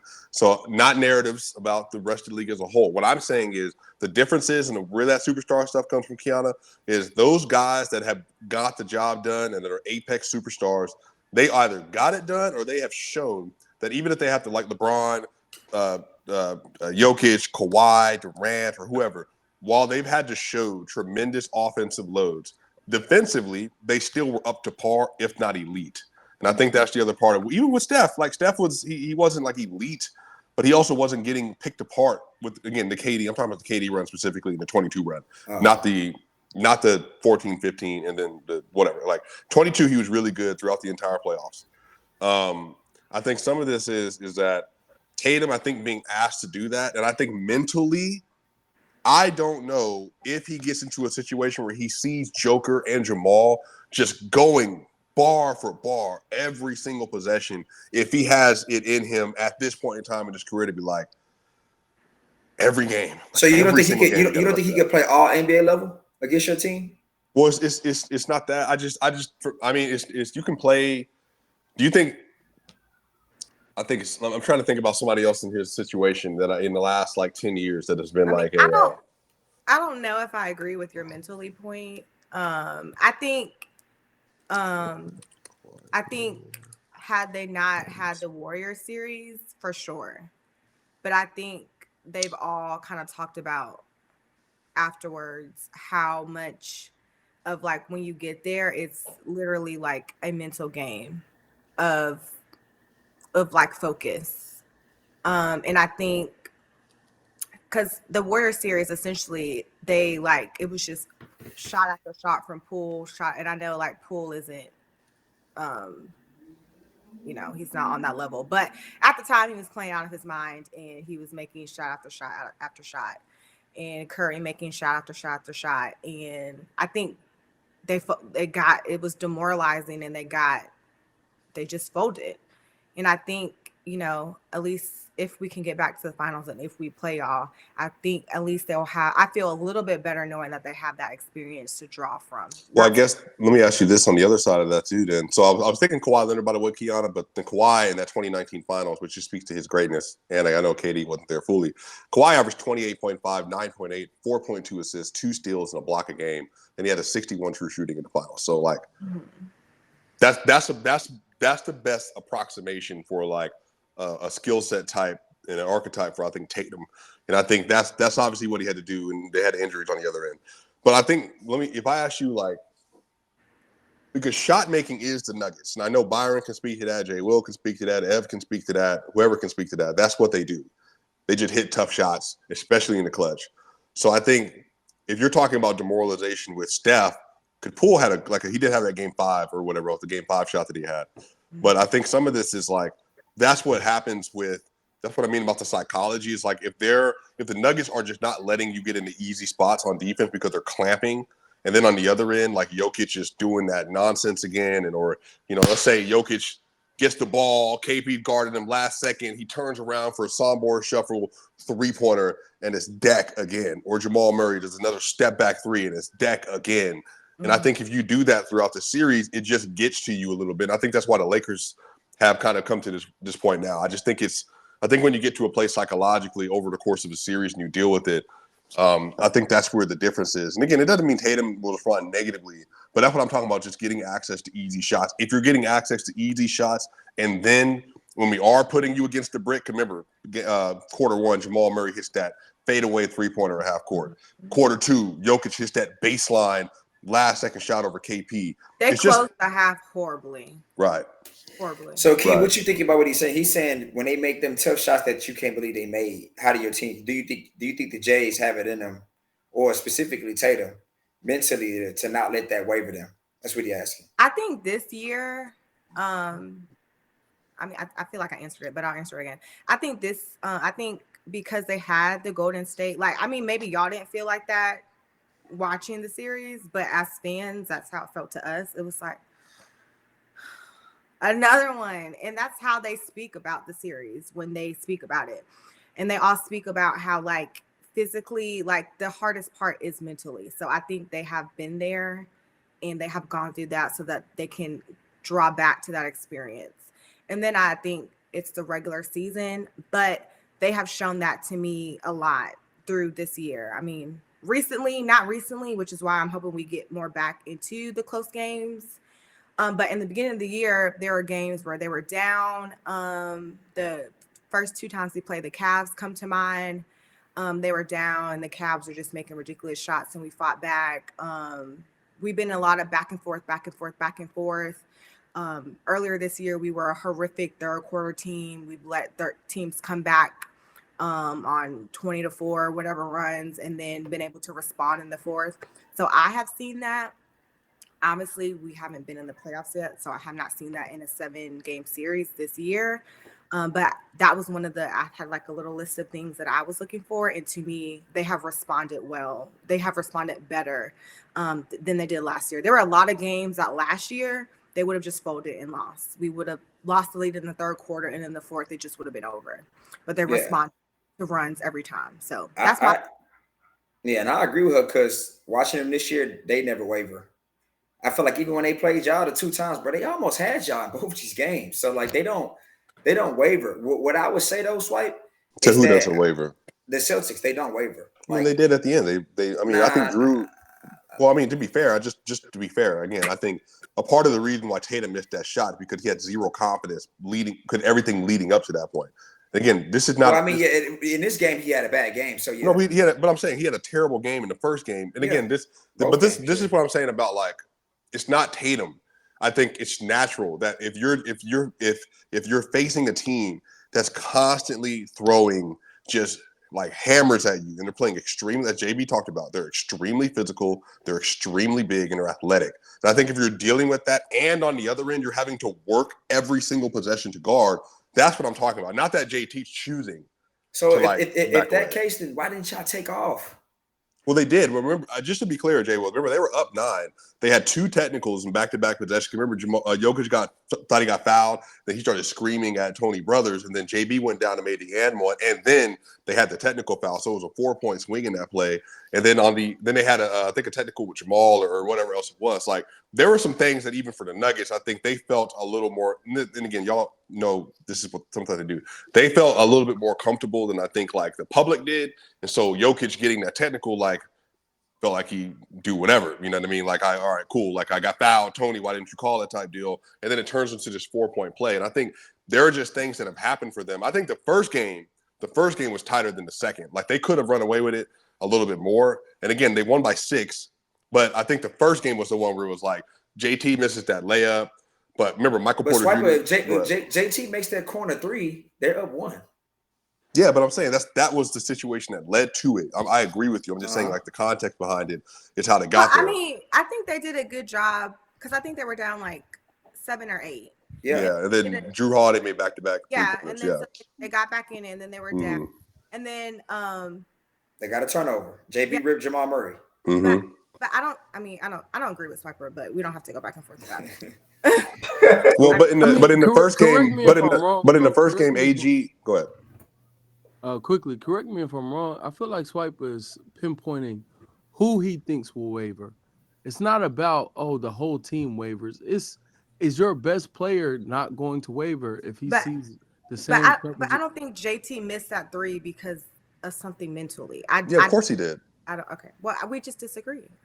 Well, but I'm saying, but missing JT last year was like on open 3-pointer, was like shooting like a 1.32 points per possession. He was right behind Michael Porter as an open 3-point shooter. He was crazy efficient. And this year, he's been really good as an open 3-point shooter. The problem is, and I've explained this before on the platform, when you get to fourth quarter moments, the shots you get in the first quarter, like the pull-up 3 he had, are different than the shots you get in the fourth quarter. Because even if you're open, it's not the same shot. The situation is different. The physicality has gotten to you. Your legs are not there. And then on top of that, too, you got to remember, like, the Nuggets were constantly putting JT in multiple actions. That way they could get him either away from someone or onto someone. That way they can get more room going to the rim or more room in the corner or whatever else it was. So I think by the time JT got that shot, he was struggling. He was playing defense all day. And again, because everything was happening around him, he also knew that I'm not saying he was shrinking, because I don't think he shrank. I think he was legitimately trying to concede to Jaylen Brown that day. But I think it's a collection of the physicality, the moment in the game, the defense, and he wasn't playing well. All that stuff put in that moment when he got the shot, this really efficient open 3-point shooter clanks the ball. That's what I'm saying. It doesn't mean it always will happen. That's just kind of what happens late game. That's why Steph Curry misses shots in the fourth quarter in finals events. That's why other players. Go ahead. I'm sorry. No, I see what you're saying. My last thing I'm gonna say on it, I hear is,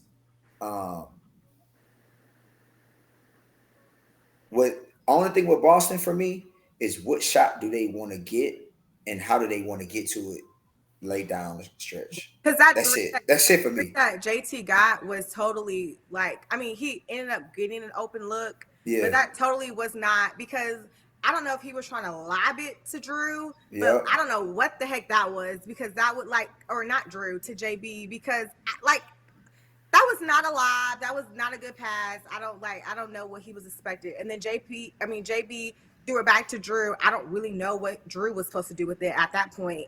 And then luckily JT relocated to the 3-point line. It was open, so they ended up getting an open shot, but that was clearly unorganized. Mm-hmm. And I think that is honestly what the series is going to come down to, because once we made it close, Nuggets get a Joker bucket, we get a closed Nugget. Aaron Gordon is wide open, I think, for a dunk.